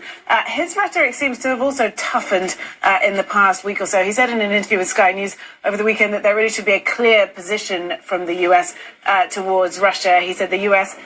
Is strong enough to go it alone on sanctions, though he agrees that Europe should cut back its purchases of Russian oil. And he said that the Alaska summit essentially brought only positives for President Putin. And I think, look, on the issue that clip from Trump alluded to, that direct talks would have to involve Trump and that he would have to do all the talking, it's clear that President Zelensky sees things a little differently there. Take a listen to what he told CNN's Fareed.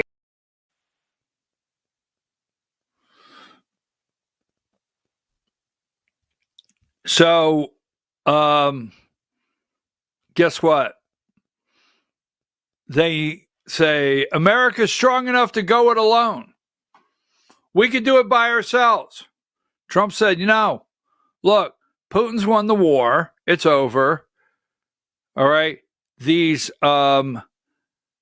shadow fleets that are floating out there that China and Russia is selling to India and China, and they are repackaging the oil and liquid natural gas, sending it to the EU, and they're purchasing it. I mean, we will see this week.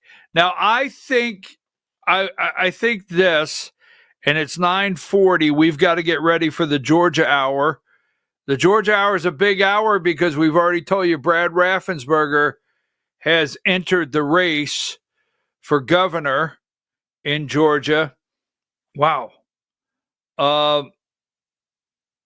I'm still not in shock, but I'm trying to get all around what's about to happen in Georgia with our election.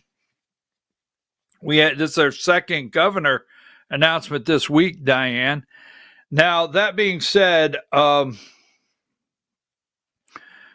is in the UK.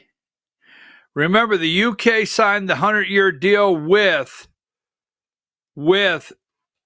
the Ukrainian government. I really think Trump's going to come out of the UK with something. It's developing. We shall see. All right, folks, before we take off, I want to show you something here. Give me number 27, Diane. TikTok's okay. It'll make Trump's friend a trillionaire, but TikTok is okay, so don't worry about that. Let me make sure before we get ready for the Georgia Hour. Give me number 25. Yes, number 25 right there. The natural Robert Redford died. Let's see, number 42. This is an important one here.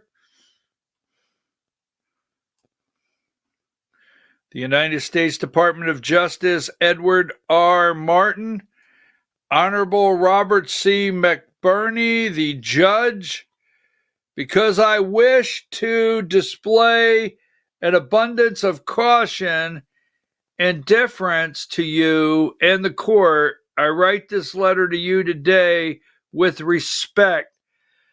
We want the absentee ballots from Fulton County. Yes, in the 2020, number 45. Maybe I shouldn't do that. Number 45. Have you heard Dan Bongino is leaving the FBI? Have you? Just wondering. Let's see. We talked about interest rates. The Fed's supposed to cut those today. We talked about the prize patrol is not. Oh, how about this? Number 89 and 88. I want to go 89 first. All right. Trump says Republicans will hold a mid-year convention. There's going to be a convention for mid-year. 88. Democrats say, well, you know what? We're going to do it too. We're going to do it too. Can't make it up. All right. So, is there a video I forgot to play? So this is one of my, how about this? John Carl. Oh, they're all losing their you-know-what over this. Give me video 17. Trump, John Carl. It's about Bondi's remarks yesterday by ABC's John Carl. And what do you make Pam Bondi saying she's going to go after hate speech? Is that, I mean, a lot of your allies say hate speech is free speech. You'll probably go after people like you because you treat me so unfairly. It's hate. You have a lot of hate in your heart. Maybe they'll come after ABC. Well, ABC paid me $16 million recently for a form of hate speech, right? Your company paid me $16 million for a form of hate speech, so maybe they'll have to go after you. Look, we want everything to be fair. It hasn't been fair. And the radical left has done tremendous damage to the country, but we're fixing it. But more parts of the administration are reacting to the Charlie Kirk killing. Secretary of State Marco Rubio says visa revocations. John Carl, maybe we go after you, right? What about you? Huh? What about you? That's the part of Trump I do like. I like that part, you know. What do you think about that? I don't know. Maybe we'll go after you. You're not a good guy. You got hate in your heart. I mean, I'm sorry, but you know, that's vintage Trump. So I don't know. Well, we're just setting things straight. That's the bottom line. Bottom line. So have you ever watched this show? And before you, I mean, I know I'm going to get in trouble for this because you're going to say, I would never watch a show that has Alec Baldwin in it. I get it, all right? But 30 Rock, it's funny. It's funny. 30 Rock is funny. They can't do any more sitcoms. No, there's no sitcoms. I don't care what you call it. Send me a sitcom today. This one right here, video 13. Why are you wearing a tux? It's after 6. What am I, a farmer? So it's after 9:45. What am I, a farmer? I have to put the tux on. It's time for the Georgia Hour. You don't want to miss it. Brad Raffensperger is running for governor. Told you so. We got a guy with 2 first names running for governor. Right? Dean Clark. Is that his name? Dean Clark? 2 first names. There you go. He's running for governor. Wealthy businessman. Wow. Folks, I will be back. Diane will be back. And we're going to be back at 10 o'clock. So don't go nowhere. We take a little bit of a break here for the 10 o'clock Georgia Hour. Do not miss it. Action packed. See you at 10. Diane, take us out of here.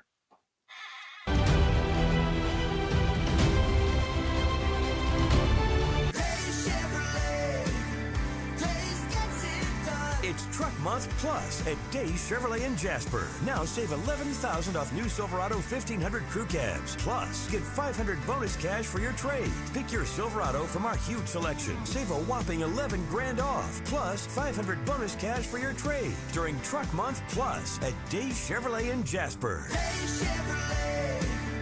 Days gets it done. Together, let's drive. Larry's Body Shop in Ellijay. Family owned and operated since 1978. The latest in cutting-edge digital technology and state-of-the-art equipment allow our iCard Gold Class certified technicians to restore your vehicle. Our second-to-none customer service will work directly with your insurance company. Major accident or minor fender bender, we take the dents out of accidents. Larry's Body Shop, North Georgia's #1 body shop. Visit us at collisiondecision.com. Why give your money to liberal media companies? Put your marketing needs in the hands of a conservative marketing professional and start getting results today. FYN Media Group, one of the top digital marketing agencies in Georgia, specializes in website design and hosting, social media promotion and management, and so much more. Visit FYNmediagroup.com or call 706-889-3564 for a free consultation.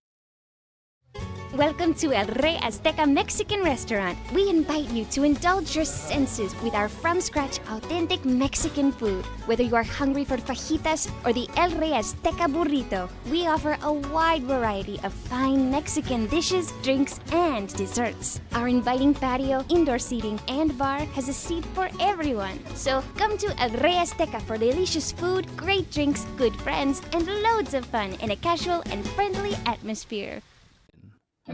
Ladies, when you wear elegant jewelry, you become a force to be reckoned with. You shine brighter than the stars in the sky, and your inner beauty radiates like the sun. So embrace the magic, embrace the elegance, and let your jewelry be a reflection of your true, authentic self. My friends over at North Georgia Diamond know what a woman wants. Go see them for the perfect gift. And remember, when it comes to elegance, there's no such thing as too much. come see us at North Georgia Diamond. We're igniting passion one sparkle at a time.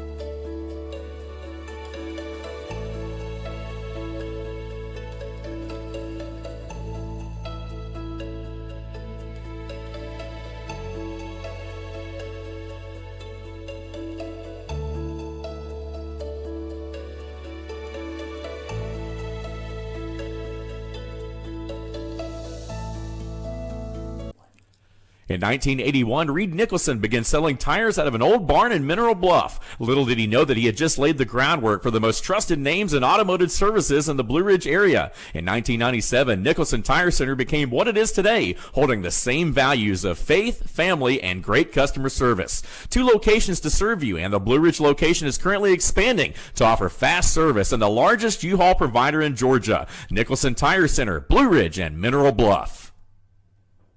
This is a special report. Knowing how to invest your money is harder than ever before. Dealing with stock market volatility, record debt, and terrorist attacks requires new thinking. At U.S. Asset Management, we can help you see the world more clearly so that you can move beyond the chaos and invest with confidence. Call us, visit us online, or drop by our office. U.S. Asset Management, helping you make better decisions with your money. Mesquite Grill, now offering online ordering for your convenience. Check out our new website at mesquitegrillbr.com. That's mesquitegrillbr.com. The great food and service you have come to expect, ready for you when you arrive. Open 7 days a week with a fully stocked bar and friendly service. Bring your furry friends with you and dine on our pet-friendly patio. Also, check out our catering options and let us prepare delicious food for your next event.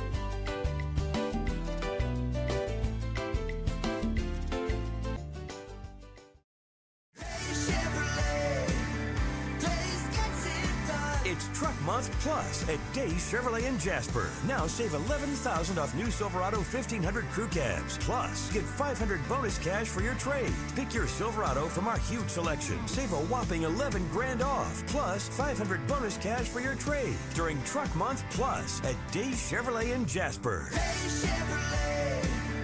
Days gets it done. Together, let's drive.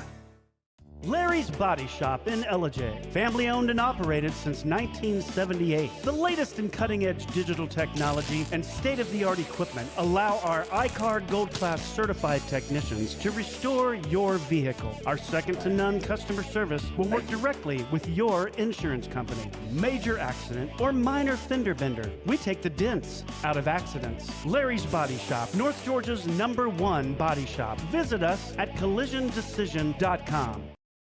Why give your money to liberal media companies? Put your marketing needs in the hands of a conservative marketing professional and start getting results today. FYN Media Group, one of the top digital marketing agencies in Georgia, specializes in website design and hosting, social media promotion and management, and so much more. Visit FYNmediagroup.com or call 706-889-3564 for a free consultation. Welcome to El Rey Azteca Mexican Restaurant. We invite you to indulge your senses with our from-scratch authentic Mexican food. Whether you are hungry for fajitas or the El Rey Azteca burrito, we offer a wide variety of fine Mexican dishes, drinks, and desserts. Our inviting patio, indoor seating, and bar has a seat for everyone. So come to El Rey Azteca for delicious food, great drinks, good friends, and loads of fun in a casual and friendly atmosphere. Ladies, when you wear elegant jewelry, you become a force to be reckoned with. You shine brighter than the stars in the sky, and your inner beauty radiates like the sun. So embrace the magic, embrace the elegance, and let your jewelry be a reflection of your true, authentic self. My friends over at North Georgia Diamond know what a woman wants. Go see them for the perfect gift. And remember, when it comes to elegance, there's no such thing as too much. Come see us at North Georgia Diamond. We're igniting passion one sparkle at a time.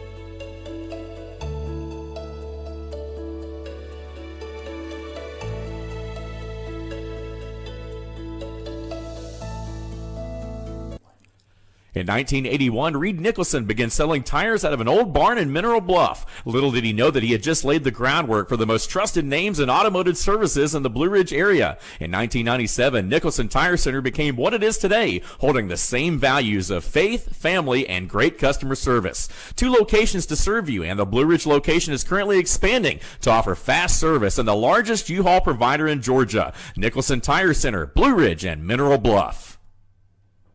This is a special report. Knowing how to invest your money is harder than ever before. Dealing with stock market volatility, record debt, and terrorist attacks requires new thinking. At U.S. Asset Management, we can help you see the world more clearly so that you can move beyond the chaos and invest with confidence. Call us, visit us online, or drop by our office. U.S. Asset Management, helping you make better decisions with your money. Mesquite Grill, now offering online ordering for your convenience. Check out our new website at mesquitegrillbr.com. That's mesquitegrillbr.com. The great food and service you have come to expect, ready for you when you arrive. Open 7 days a week with a fully stocked bar and friendly service. Bring your furry friends with you and dine on our pet-friendly patio. Also, check out our catering options and let us prepare delicious food for your next event.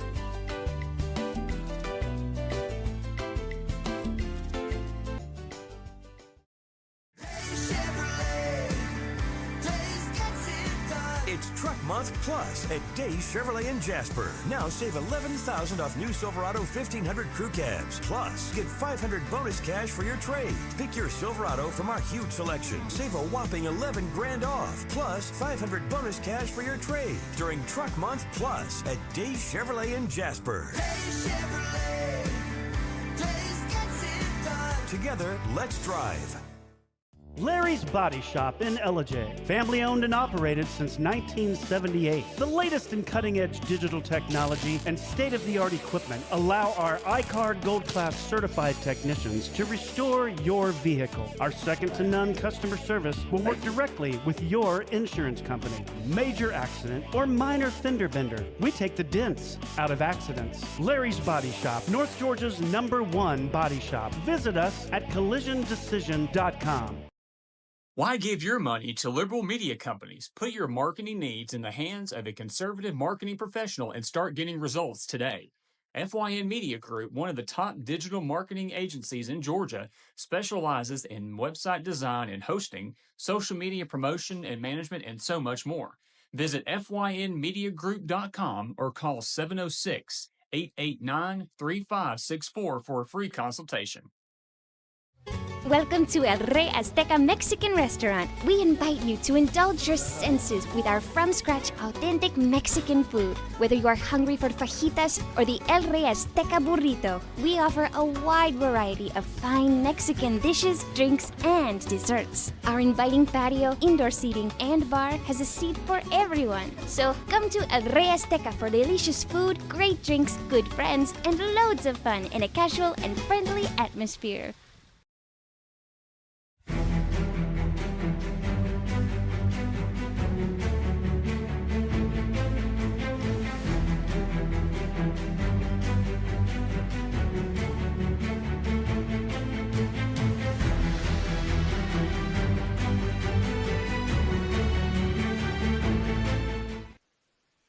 Good morning, folks. How are you out there in Georgia, America? We have international viewers. We have national, the lower 48, because, folks, people want to hear about Georgia. Really, really, people pay attention to Georgia politics. So this is the Georgia Hour. I'm your host, BKP, and you're watching voiceofruralamerica.com. Diane, do you have... Hi, Diane. Diane, let's just try to get through this hour. That's it. Let's just try, okay? Maybe we can get through 1 hour without the company pep talk. So anyhow, and that's between us, folks, the company pep talk. The graphic I sent you, I did not number it. So we have breaking news this morning. And now we told you here on the Georgia Hour, we shared with you months ago, a long time ago. Now, there was a time when there was a discussion. There was a discussion on Brad Raffensperger entering the Senate race. And I said no. I went a different direction, and I've said governor. And I watched his moves. I've watched where he has been speaking, the direction he is going in. And he has now finally announced he's running for governor. You know what? Let me try something. He won't. Let me see something here. I doubt he will answer. Let's see. There it is. Now, let's see. Hi, this is Brad Raffensperger. Your call is important to me. Please leave a message, and I will return your call. Well, Tell him, please record your message. When you're finished. His phone's turned off. Let's try it again. See if I got the right one. Hi, this is Brad Raffensperger. Your call is important to me. Please leave a message, and I will return your call. At the tone, please record your message. When you're finished recording, you may hang up or press 1 for more options. Speaker Raffensperger, this is Brian Pritchard. I hope you remember me.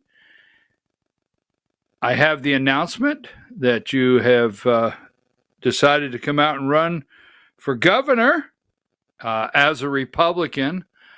I'd like to get an opportunity to get you on the show to talk about your run for governor and why you made that decision versus the Senate and many other things. So if you can give me a call back, 706-889-3682. Now, I say this respectfully. I'm not gonna stop till you talk to me. All right? I want to have a conversation. Have a nice day.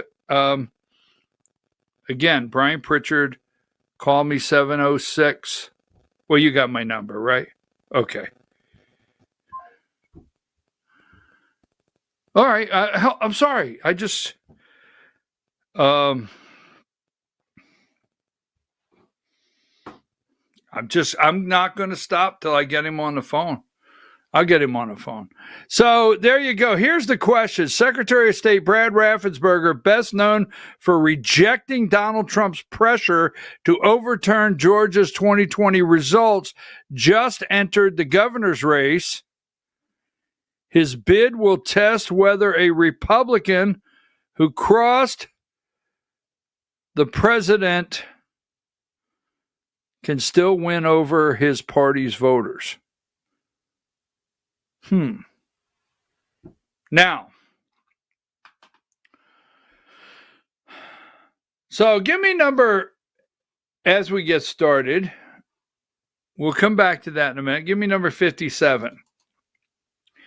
And I just want to put this out here because we're in Georgia yesterday.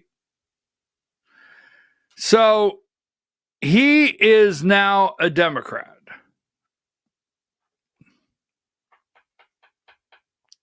He's a Democrat.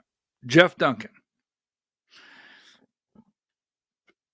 Jeff Duncan giving Democrats headaches and a chance to win an opinion piece by Patricia Murphy. So yesterday someone posted this, and I'm not going to go into it, but I thought it was quite interesting that liberal Jeff Duncan is in the race because liberal white Democrats, liberal white Democrats needed someone to vote for. That's what was said. And they needed a white candidate in the race. Right now, all of the declared candidates for governor on the Democrat side are black candidates. They are black African Americans. Don't want to offend anybody, right? And there was a comment yesterday that Democrats need a white candidate. And Jeff Duncan is just liberal enough. So we shall see. Now we have right here, remember we showed you this yesterday, we've got in the governor's race in Georgia, we've got this guy here. Give me number 69. He is a very wealthy Atlanta businessman, community servant, and principled conservative. Clark Dean announces candidacy for Georgia, for governor of Georgia. Clark Dean. So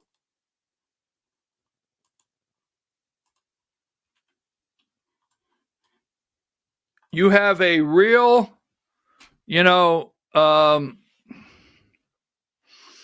buffet line here to pick through for governor of Georgia. So he's going to go as an outsider. Clark Dean for governor, an outsider candidate focused on delivering results for Georgia families. Today, Atlanta businessman, community servant, and principled conservative Clark Dean announced his candidacy for governor of Georgia, positioning himself as the outsider candidate focused on delivering results for Georgia families, a proven innovator in business and community leadership. Dean is the founder of Transwestern's Transaction Sciences Group. There he has built a nationally recognized practice to help companies, nonprofits, and communities thrive with a background in biomedical engineering, management consulting, and financial structuring. Dean has spent his career focused on business, building business, growing jobs, and strengthening communities. So that is your self-funded that I'm aware of. Very wealthy. I mean, I understand he's very wealthy. Outsider businessman from Atlanta in the race. So there you go. That's one. Then you have Chris Carr, the Attorney General. The Attorney General of the state of Georgia, Chris Carr. Now, Chris Carr goes all the way back in Georgia. He has real establishment. He's got establishment, long-time core tentacles in the establishment side of Georgia politics. He goes all the way back that he was the original chief of staff that I'm aware of. Check me out here. Original chief of staff for Johnny Isakson, Senator then Johnny Isakson. He then became economic development director for Nathan Deal. He took a position inside Nathan Deal's administration, the governor in Georgia. That's when Joan, his wife, Carr, yes, Joan, his wife, Carr, became chief of staff for Johnny Isakson that I'm aware of, the senator.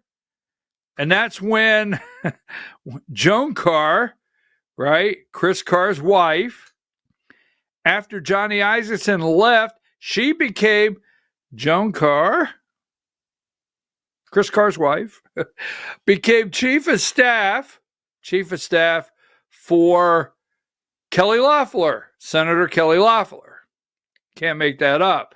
They have tentacles. Chris Carr, as economic development director, right? Let's see if I get this right. This is pretty good. I'd like to be on the game show. But Chris Carr, economic development director,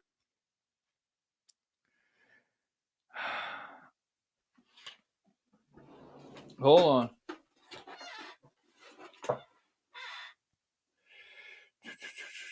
Yeah. Double checking something. Want to be correct. Chris Carr, economic development director in the Nathan Deal administration, was appointed to Attorney General in Georgia when then Attorney General Sam Olens left to be the president of Kennesaw State University. That's when Chris Carr became Attorney General, appointed to his position.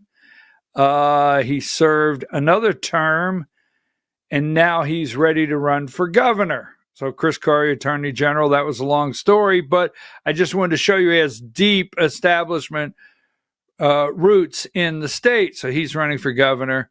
We've got Clark Dean, the outside guy. Then you have the Trump-endorsed candidate, Lieutenant Governor Burt Jones. Burt Jones, the Lieutenant Governor of Georgia.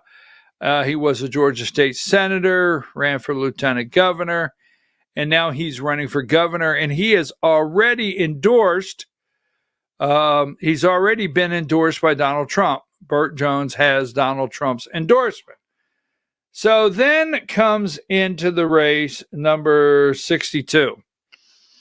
I just want to give you, because you got a full buffet there to pick from. Now you have Brad Raffensperger. Brad Raffensperger, Secretary of State. Was Brad Raffensperger a former Republican senator? Right? State senator? Please check that for me. I can't go on without knowing if I'm correct on that. Brad Raffensperger, a former Republican state senator, stepped out to run for Secretary of State in Georgia. He ran against David Belle Isle and Josh McCoon, and he won. Now, when he was a state senator and he won his first term as Republican Secretary of State, he was well liked by conservatives. I mean, he was a very strong Republican name. Now, hold on before you lose it. And then there's 2020. So not going too deep into 2020, but Brad Raffensperger weathered 2020, ran for re-election, and he won re-election in 2022 to Secretary of State. Now, Brad Raffensperger won re-election to Secretary of State against three formidable opponents without a runoff. Now, that led a lot of people to question. We'll just leave it at that question. But Brad Raffensperger ran his second term as Secretary of State against David Belle Isle, former Alpharetta mayor, T.J. Hudson, and Jody Hice, Congressman Jody Hice. Trump endorsed Congressman Jody Hice. And he won without a runoff and then won re-election. So he's now running for governor. All right, there you go. So we have 4 candidates for governor in Georgia. Now, the AJC came out with this right here, 5 questions about Georgia's growing governor's race. And I thought it was interesting, the 5 questions they put up. And let's briefly the 5 questions about Georgia's growing governor's race. Let's go to 63. Number 1, will either party's base go for them? Both men have proven they can win statewide elections. So we're talking about Jeff Duncan and Brad Raffensperger. So will Democrats? That's a question of interest. And I plan to talk to a couple Democrats today. Will Democrats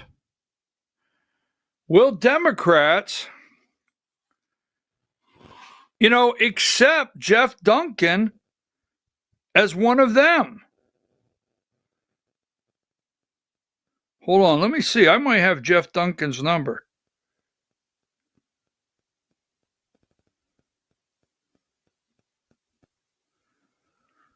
Let's see if it still works.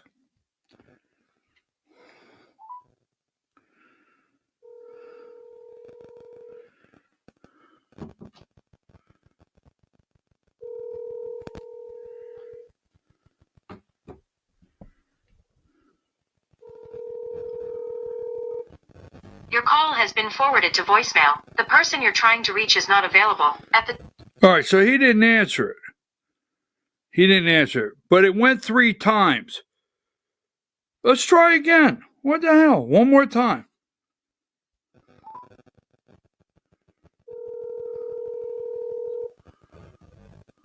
Hello? Hello, Mr. Duncan? I'm on a call. Can I call you back? Yeah, please do. You got my number. Call me back. I'd really like to speak to you. Thank you very much, sir. All right, so I do have Jeff Duncan's number. Just check it. All right, so I was just saying if I had Jeff Duncan's number. Just saying. Call me back. Can I call you back? He's on a call. No shit. Sorry about that. Anyhow, I got Raffensperger. I got Duncan's number. I'm going to call these guys. Hey, call me back. All right, so the question was Jeff Duncan, will Democrats? That's what I was going to ask him. I'm going to ask him point blank. If he calls back, we'll get him on the show. Will Democrats accept him? Will they? All right.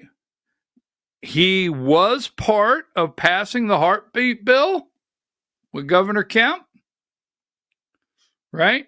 When Jeff Duncan was in the Georgia State House. Now, look, folks, you always have to be honest with yourself. Now, I never supported Jeff Duncan. Never. David Schaefer can tell you that. He knows. I never supported Jeff Duncan one day. But when he was in the Georgia State House, before he ran for lieutenant governor, both men have proven they can win statewide. So, will Jeff Duncan be accepted, the minor league baseball player, by Democrats? So that's number 1. Now, Brad Raffensperger. Now, he's still considered a Republican. Now, Republicans, for you across the state, across the nation, he will run as a Republican. Josh McCoon will qualify him. Josh McCoon should be down there when all the candidates qualify and shake all their hands, take their check, welcome them to the Republican Party primary. Yeah, I mean, that's what you do. That's what you do as a chairman. When you're chairman of the Georgia Republican Party, when they have the state Senate, state House, and constitutional officers, this is going to be a long line on qualifying day. And the chairman, generally, they go around the qualifying room, they give their check, they do their paperwork, blah, blah, blah. They make copies, get a copy of their voter's registration, get a copy of their driver's license, and when they're done, they are on the ballot, and the chairman generally shakes everyone's hand.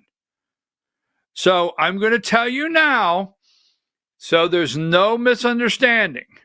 And if this goes to court, you will probably see something today. If the Republican Party does not qualify Brad Raffensperger to be on the ballot, it'll go to court. 1.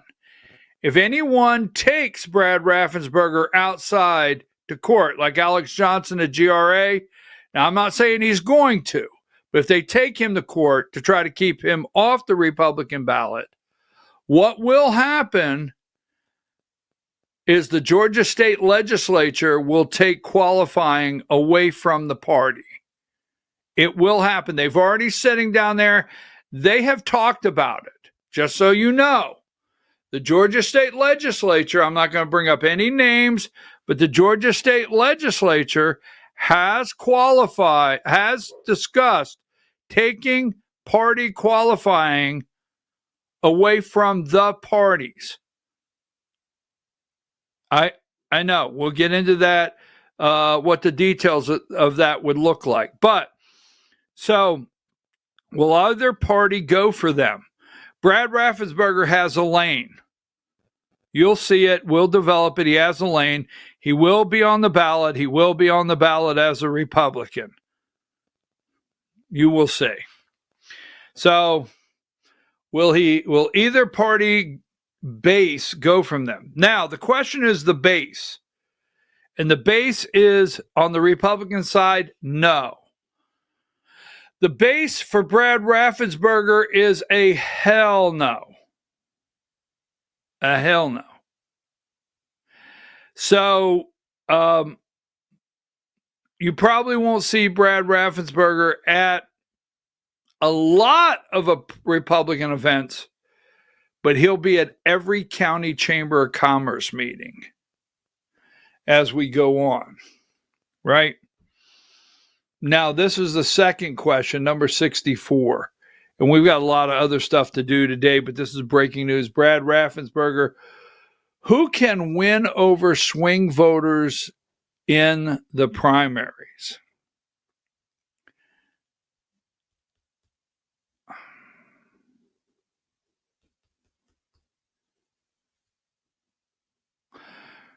Recent Georgia elections have often been decided by a small but pivotal block ticket splitters. Both Duncan and Raffensperger want to expand the primary electorate by bringing in independents.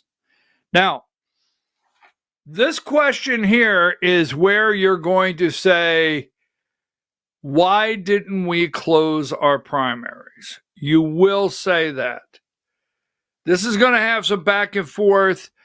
Fortunately, Democrats have several primary candidates, so Democrats will have a reason to stay home. But independents, that's going to be the battle for. If you're a Republican, Democrats are going to stay home. The base will stay home. They have 5 candidates on the ballot. We've got 5 candidates on the ballot, or 4 in all these races. We have every reason for a Republican to go vote Republican. They have every reason for a Democrat to go vote Democrat. It's this right here. So if independents that can go pull a ballot, anybody in Georgia can pull a Republican ballot. So if independents say, I'm more interested in the Republican side, or independents say, I'm more interested in the Democrat side. So in the primary, this will not be the Democrats switching over to Republican and vice versa. They have their battles. Where will the person that considers himself an independent go? Will they walk up and pull a Republican ballot and vote for Brad Raffensperger, or walk up and pull a Democrat ballot and vote for Jeff Duncan, or who will pull their vote? So that'll be an interesting one. Who will get the swing vote in the primary? What happens to Attorney General Chris Carr? I think this is an interesting question. Until Raffensperger jumped in, Carr occupied the mainstream Republican lane, while Lieutenant Governor Burt Jones tried to leverage Trump's endorsement to corner MAGA base. Now Raffensperger is fishing in the same pool. Here's what the argument will be. The argument will be that Burt Jones can get on the general ballot for Republicans. He can win the nomination and get on the ballot. This is going to be a whisper out there, but he can't win statewide. You're going to start to hear a Trump-backed candidate. He's not Donald Trump. Now, you'll have to remember that. He's endorsed. Burt Jones is endorsed by Donald Trump, but he is not Donald Trump. And that's always something that you got to remember. And it's very clear. These candidates out here, they get a Trump endorsement, and it does have value. But what they do with it and who they are is where the W comes in. And Burt Jones is not Donald Trump. He has the Trump endorsement. There will be a whisper that he can't win statewide. Right now, the talk is already, will Chris Carr and Brad Raffensperger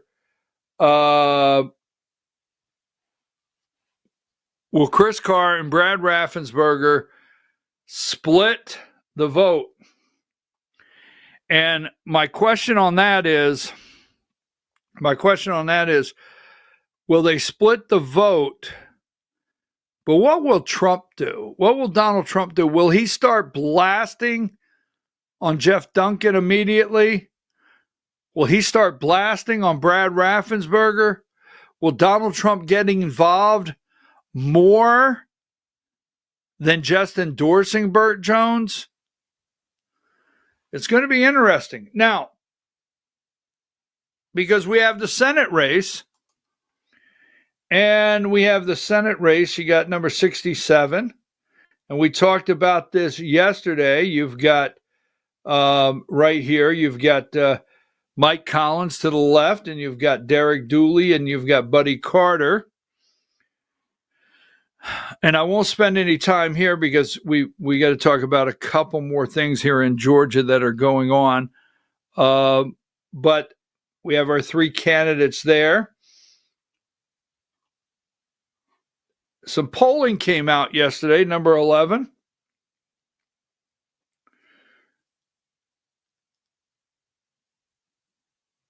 And the polling came out yesterday. We still have Collins and Ossoff head-to-head, according to this poll. Buddy Carter looks as though he has good reason to stay in the race. And remember, Dooley was down about 8%. I know Dooley has work to do, but this early in the game, being 42-35 with Dooley, and they're spending the money, and Brian Kemp's out there campaigning with him, Dooley's creeping up there. He's creeping up there right close. It's, according to this poll, it's 38-38, 40-37, 42-35. Only 3 behind Collins. The Collins campaign is still doing well. We will see. But Dooley's campaign is creeping closer and closer. I wonder yesterday, number 16, remember we talked about this yesterday, Rivian has They had a groundbreaking ceremony for Rivian yesterday, Brian Kemp. Now, we are right here. And 66.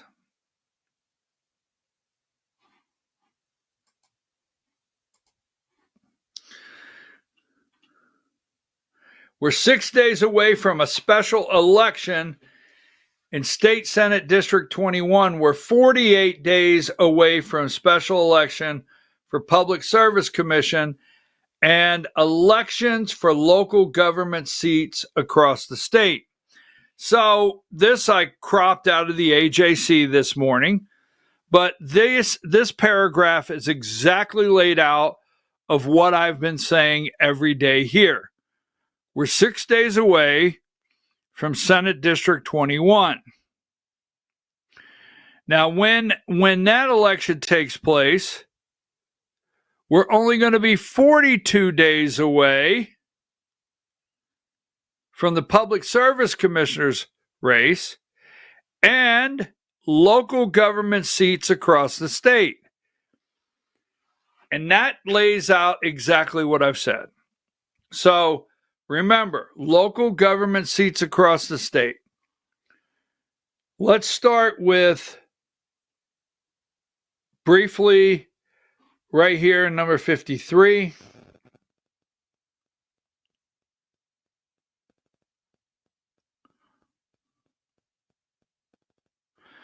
Deborah Shingley, this is from Georgia Faith and Freedom Coalition. This is their six top questions: school choice, protect children's girls' sports, abortion on demand, sanctuary cities, expanding predatory gambling, eliminate state income tax. All right. So this is the Senate District 21. This is Georgia Faith and Freedom. This is what they have put out. Trying to get Republicans out to vote. Go ahead and take that down.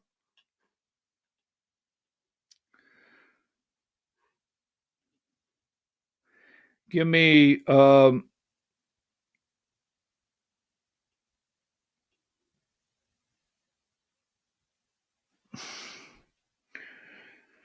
Brad Raffensperger kindly threw me off here because I wanted to talk about Fonnie Willis and the court.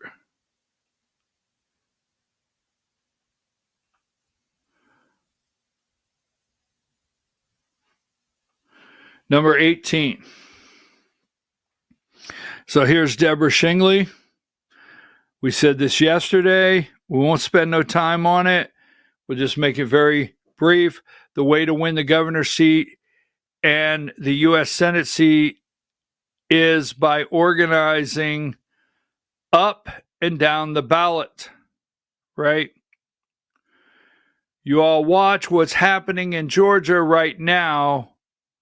We're organizing to win. This is the groundwork. So, governor candidates, U.S. senators, both of them, John Ossoff and Raphael Warnock, they have gone all in for this Democrat. Give me number 14, right? They have gone all in for this Democrat. Georgia Democrat gains traction in special election for state Senate seat. Now, on September 23rd, if on September 23rd, Democrats, give me number 70, take this, is there a way you can give me 70 and put 66 under it? If you could. If Democrats take this in 23 more days, right? Or 6 more days. I'm sorry, 6 more days on September 23rd. Early voting has started. This is your Democrat, this is your Republican. If they take this, the first sentence, right? First sentence. If they take this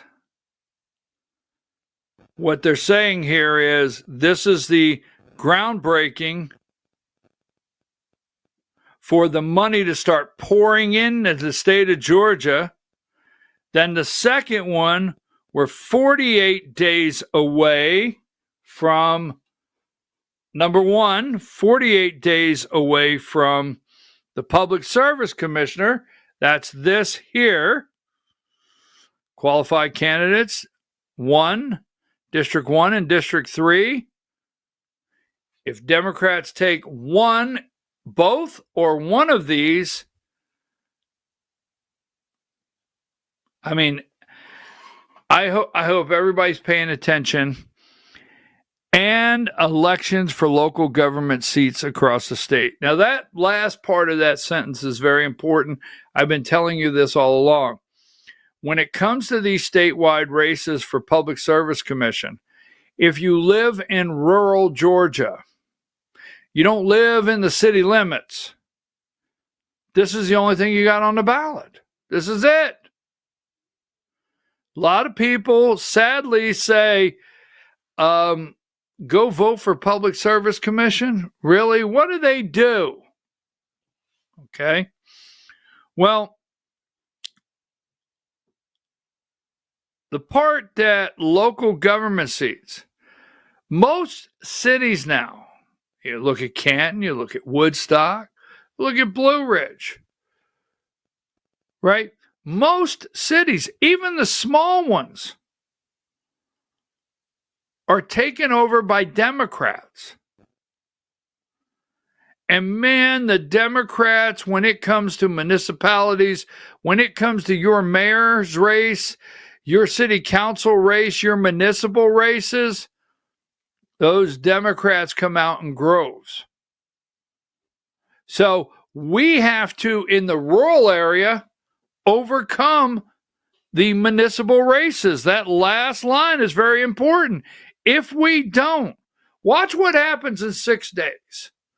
Now, my hopes is that Republicans have come together, unified, as they say, and they go pull Dickinson, is that his name, across the line. I hope they do. For the sake of the state, I hope they do.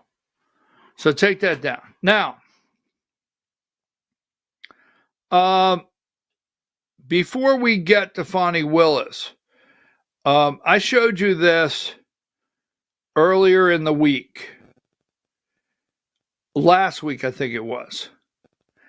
And we have a very serious problem here in Georgia with the, give me number 71 and then go to 72. We're talking about our children. We're talking about this 22-year-old out in Utah. We're talking about mental illness, right? 8th grade test scores, this is a national, 31% proficient in science, right? 72. Here is, this is national, not Georgia. 35% proficient in reading, 22% proficient in math. Now, give me, I met this gentleman, number 7. And I know we're talking about the U.S. Senate, and we're talking about the governor's race, Secretary of State. I get it. But state superintendent of schools. And I met this guy Saturday. His name's Randall Trammell, right? Dr. Randall Trammell. He's running for state school superintendent. And I can't say this enough. This is not an endorsement. But in 3 minutes, I enjoyed what he had to say. He was very bold. He was to the point. And this is where I learned we're below Mississippi on education. We're like 38 in the nation. Very bold.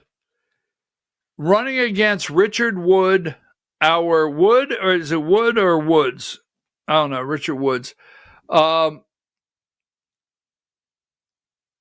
He's running against the state school superintendent. He's going to be on the show tomorrow morning at 10:30.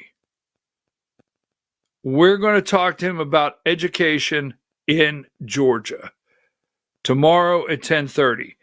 We're going to try to get all these other people on here. We're talking to them now. Jeff Duncan said he'd call me back. I got to make sure my ringer's on. What if he called me and I didn't? I'm going to turn the ringer on in case he calls.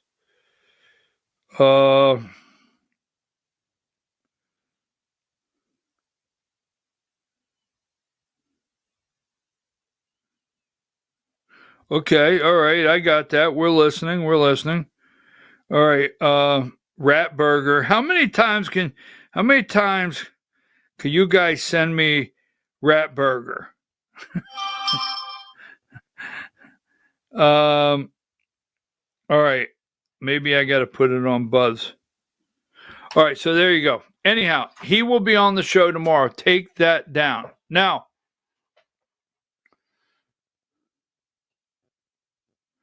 Diane, give me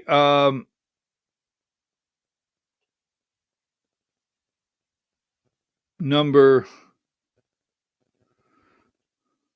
There's going to be a lot of confusion here, so give me number 58, and I want to clear this up.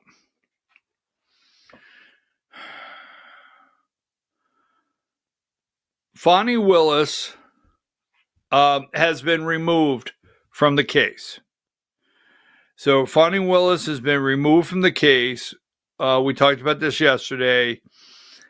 She is no longer the DA. Fulton County District Attorney's Office is no longer handling this case. Fani Willis had an opportunity yesterday to appeal this to the Supreme Court, all right, the next level in the state of Georgia, and she's chose not to do that. Now, that doesn't mean the case is over. So you're going to hear a lot of conflicting information. Chris Carr, the Attorney General of Georgia, can take any case he wants into court. Don't let anybody lie to you about this. All right? Chris Carr can take any case he wants into court. I'm just going to put out here, make sure, let's see. You guys are sending me so much daggone stuff.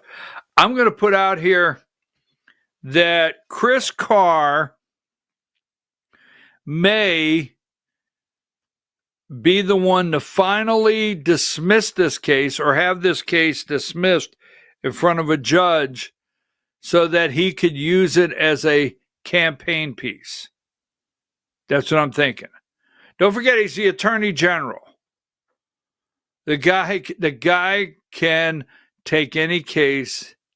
Now, the Georgia election interference case with President Donald Trump and more than a dozen of his allies, the future rests with a Republican former prosecutor, an obscure state agency already familiar with a portion of the Fulton County District Attorney Fani Willis's racketeering case. Now, a year ago, Pete Sandeliski, is that his name, declined to pursue criminal charges against Lieutenant Governor Burt Jones for his role as a Trump elector.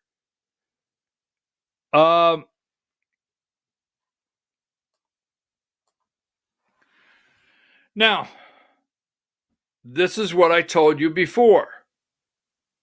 They declined. This committee, you might get a report, and we'll be clear, you might get a report where this committee, via Attorney General Chris Carr, will be involved, may appoint this committee may appoint this to another district attorney in the state. That district attorney can decline to prosecute. Let me say this. Every district attorney's office in the state of Georgia has the ability to decline prosecuting something. We decline to prosecute it. Can they turn it down? Yes, they can. They can claim not enough staff. They can claim not enough budget to hire more staff. Caseload. They could turn down any case they want. Right? This is set up because there's cases all around the state of Georgia.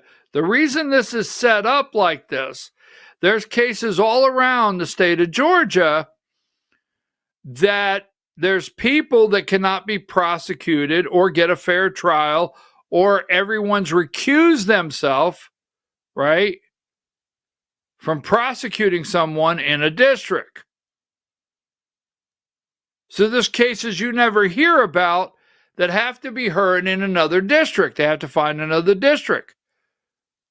And that's not easy to find another district. They're busy. They don't want to be bothered with this district court's case. So they can decline it. And that's what this committee does.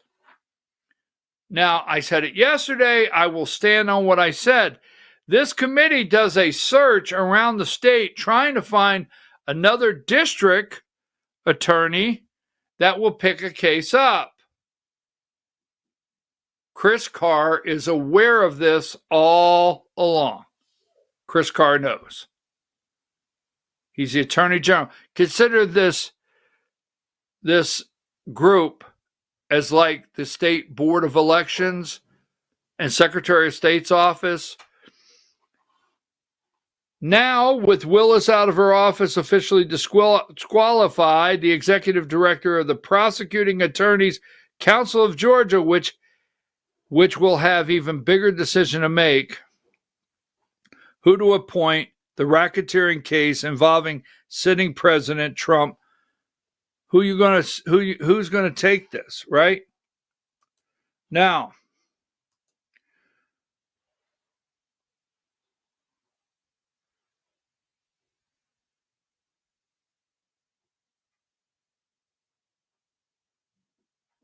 the Prosecuting Attorneys Council, top attorney in the state, top law enforcement in the state, Chris Carr, they will not be able to find. They will decline it. Everyone will decline it. And I'm not for sure, but I think at that point, once it's been declined a couple times, the case gets automatically dismissed. It's a formality, taken into a judge, get something signed. Hey, this case has went before 2 DAs. It's been declined. We can't get anybody to prosecute it. And they can wash it away. So I don't know how long, if it's going to be 6 months, a year. I don't know. But this case will get dismissed. It'll get dismissed. The case is over, and it'll be dismissed very soon. Now, on Georgia, we've got about 10 more minutes here. I want to make sure I had something else. Brad Raffensperger threw me for a loop. Jeff Duncan didn't call me back. He might call me back later today.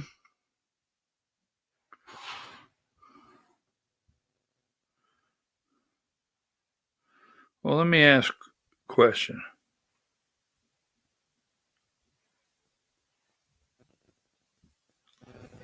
Hold on a minute.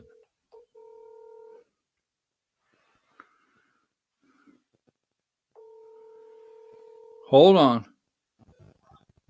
Hello. Hey, June, this is Brian. How are you? Well, I'm all right. How are you, my friend? I can't complain at all. Now, hey, can you do me a favor? I'll try. Can you come on the show tomorrow at 10 o'clock? Now think about it. Okay. Come on the show tomorrow at 10 o'clock and tell me what you think of Jeff Duncan. Would you do that? I can do that. Yep. At the risk of the ire of some of my Democrats, but I can do it. Yes, I can. Okay. Now, because I need to know from you. There's a lot going on around here now. Oh, there is. It's been just awful here lately, I'll tell you. All right, so let me ask you, I've got to run, but I wanted to know if you'd come on. I'm going to call you this afternoon, and we'll talk about it a little bit. Now, there's going to be a fish fry up in Stevens County Saturday night. Well, it doesn't go way into the night. No, 5 o'clock. I meant 5 o'clock. Yeah. Can I come up there?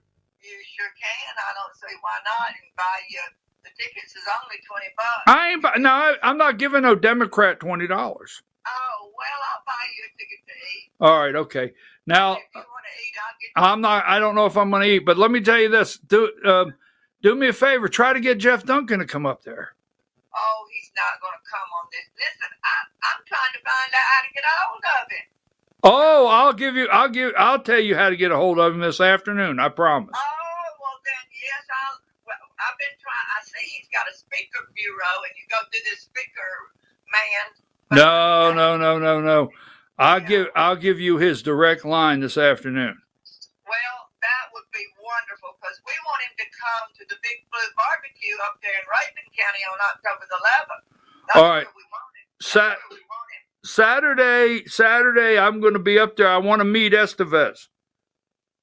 He'll be there. Yes, he has said he would come. All right, I want to meet him. I've got to. And this will be one of our smaller events. It's not as big as the one in Raven every year, but. Yeah, well, you know what? I don't. If I don't know. Maybe I want to come up. I want to meet Estevez. I want. Well, you'll be able to meet him. I'm just saying this is not going to be no big, huge crowd. I don't think. It's just the local people and a few others. But Estevez he has said he'd be there, and I'm sure he will. All right. Well, hey, listen, I tell you what. Things are so bad for the Democrats, we had to loan you a Republican. Oh, my God. Well, listen, they're not all the Democrats are happy about it. I was surprised to hear what I'm hearing from, and you know who I'm hearing from, what I don't call them extreme progressives, but the Bernie Sanders progressives. Of course, we're not going to be happy with Jeff Duncan. You know that. All right, look, I'll call you this afternoon. I got to run. I appreciate you. Okay, darling. Bye-bye. You needed to see how I roll. you needed to see that's how I roll. It's how I roll. I do it all day long. What you see that I do it all day long. I give them a call all day long. I talk to them all day.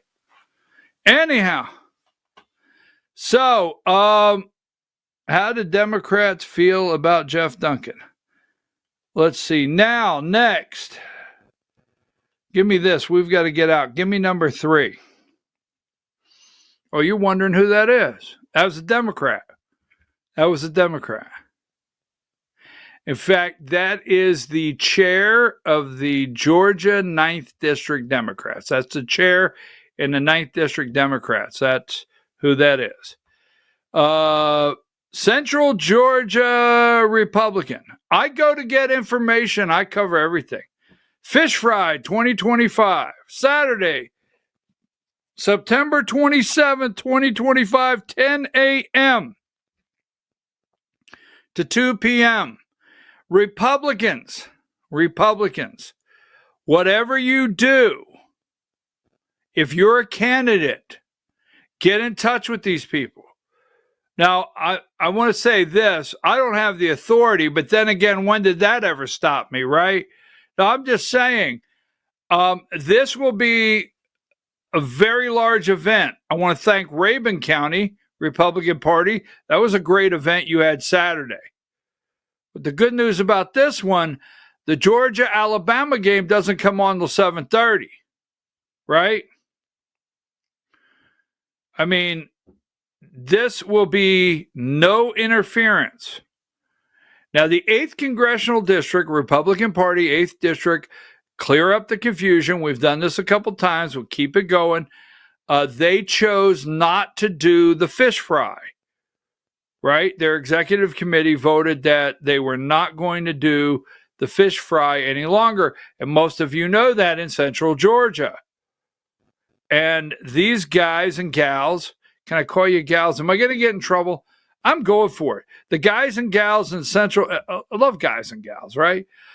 They in is it Houston County, Peach County, Taylor County, Bibb County, Jones County, and Crawford County. They have come together. They are sponsoring the fish fry.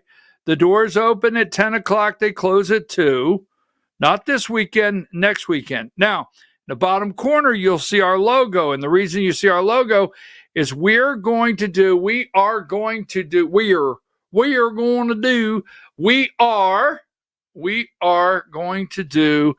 3-hour show there. Doors open at 10. We're going to go live at 10:30. We're going to cut it off at 1:30. All right. We're going to cut it off at 1:30. We're going to talk to voters, candidates. I talked to someone yesterday, young Republican. I talked to a young Republican yesterday. And I said, are you going to be here? And yes. But if the kids are not sick, right? If everything's okay with the kids, I remember those days, right? So are you going to be here? Yes. I said, when you get there, it's going to be fluid. It's going to be flowing. When you get there sometime, I want you to sit down with me because I want you to tell me what young voters are looking for, what you're listening for out of candidates. We're going to do that for 3 hours. Candidates, what are you looking for out of candidates? Did they answer your questions? Now, another thing I want to tell you, we are flying in election season. Ask them questions. Don't be disrespectful. I don't like that. I do not like that. I was on the phone with a Democrat. I don't treat anybody bad. You heard what I said, though. She said the fish only 20. Ain't no damn day I'm going to give a Democrat $20. You heard that. Got it right on the recording. I'm not going to give no Democrat $20. Anyhow, but that being said, don't go up to a politician that's running for office, a candidate. I'm not on the attack side. I don't do that. But look them in the eye and ask your question. Don't have fear of that. You ask the question you want to ask. And then when you're done, look at them and say, I've done it before. I've walked right up to a politician, right? A candidate. I said, I have a question. I asked a question. They get done answering it. They said, did that answer your question? No, it didn't answer the question. I didn't ask you for, some sort of political written statement. I asked a question. I've done that before. So go up. I don't care where you're at in Georgia, north, south, east, west. I don't care who the candidate is. You do not fear any candidate. Do not fear a candidate. You got it? Walk up to them, respectful. I appreciate you wanting to run for this office. I am looking for a candidate to vote for. May I ask you a couple questions? And ask the questions. Period. Anyhow, if you're a candidate, call these people and get on the list. I don't know what they have set. I don't know what they have set. If they have 3-minute time limits or what. If they run out of speaking slots, be there. Put up a sign. I don't know what they're charging for. Put a table up. Shake hands. But this will be an enormous event, and everybody should be there. All right? And as Ed will tell you in Raven County, Voice of Rural America will put together a very professional, our side of it will be very professional. what we do as far as this. We have a gun raffle. I got carried away. I'm just so excited about the event. Wait a minute, Diane, did you hear that? So if there's a fish fry, the Democrats are having a fish fry Saturday. And if I go up to that fish fry, and then they have a fish fry the opposite week, I could compare fish fries. Maybe I should do a fish fry taste test. I will go to a fish fry anytime. Give me the this is getting old. I get carried away when it says fish fry. Number 4. There's the gun raffle, right? If anywhere in the state of Georgia you have a political event, you're not just having one candidate speak, but you're opening it up to all candidates, and you're going to have a 2-3 hour event, and you want me to come, I'm there to get voters' information. Let me know. Okay? On my way if the calendar is blank.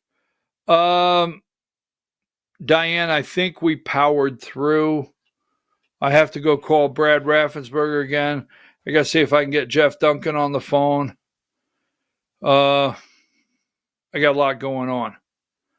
I'll see you tomorrow morning, 8 a.m. Thank you. Whoa, Diane. Thank you. Go back to the flyer on this. Thank you for the entire state, nationally. Thank you. Because as a viewer out there, I heard Raffensperger was going to announce this morning. I heard Raffensperger was going to announce. We've said it every day. We said yesterday, we're on Raffensperger watch. We knew it was coming, right?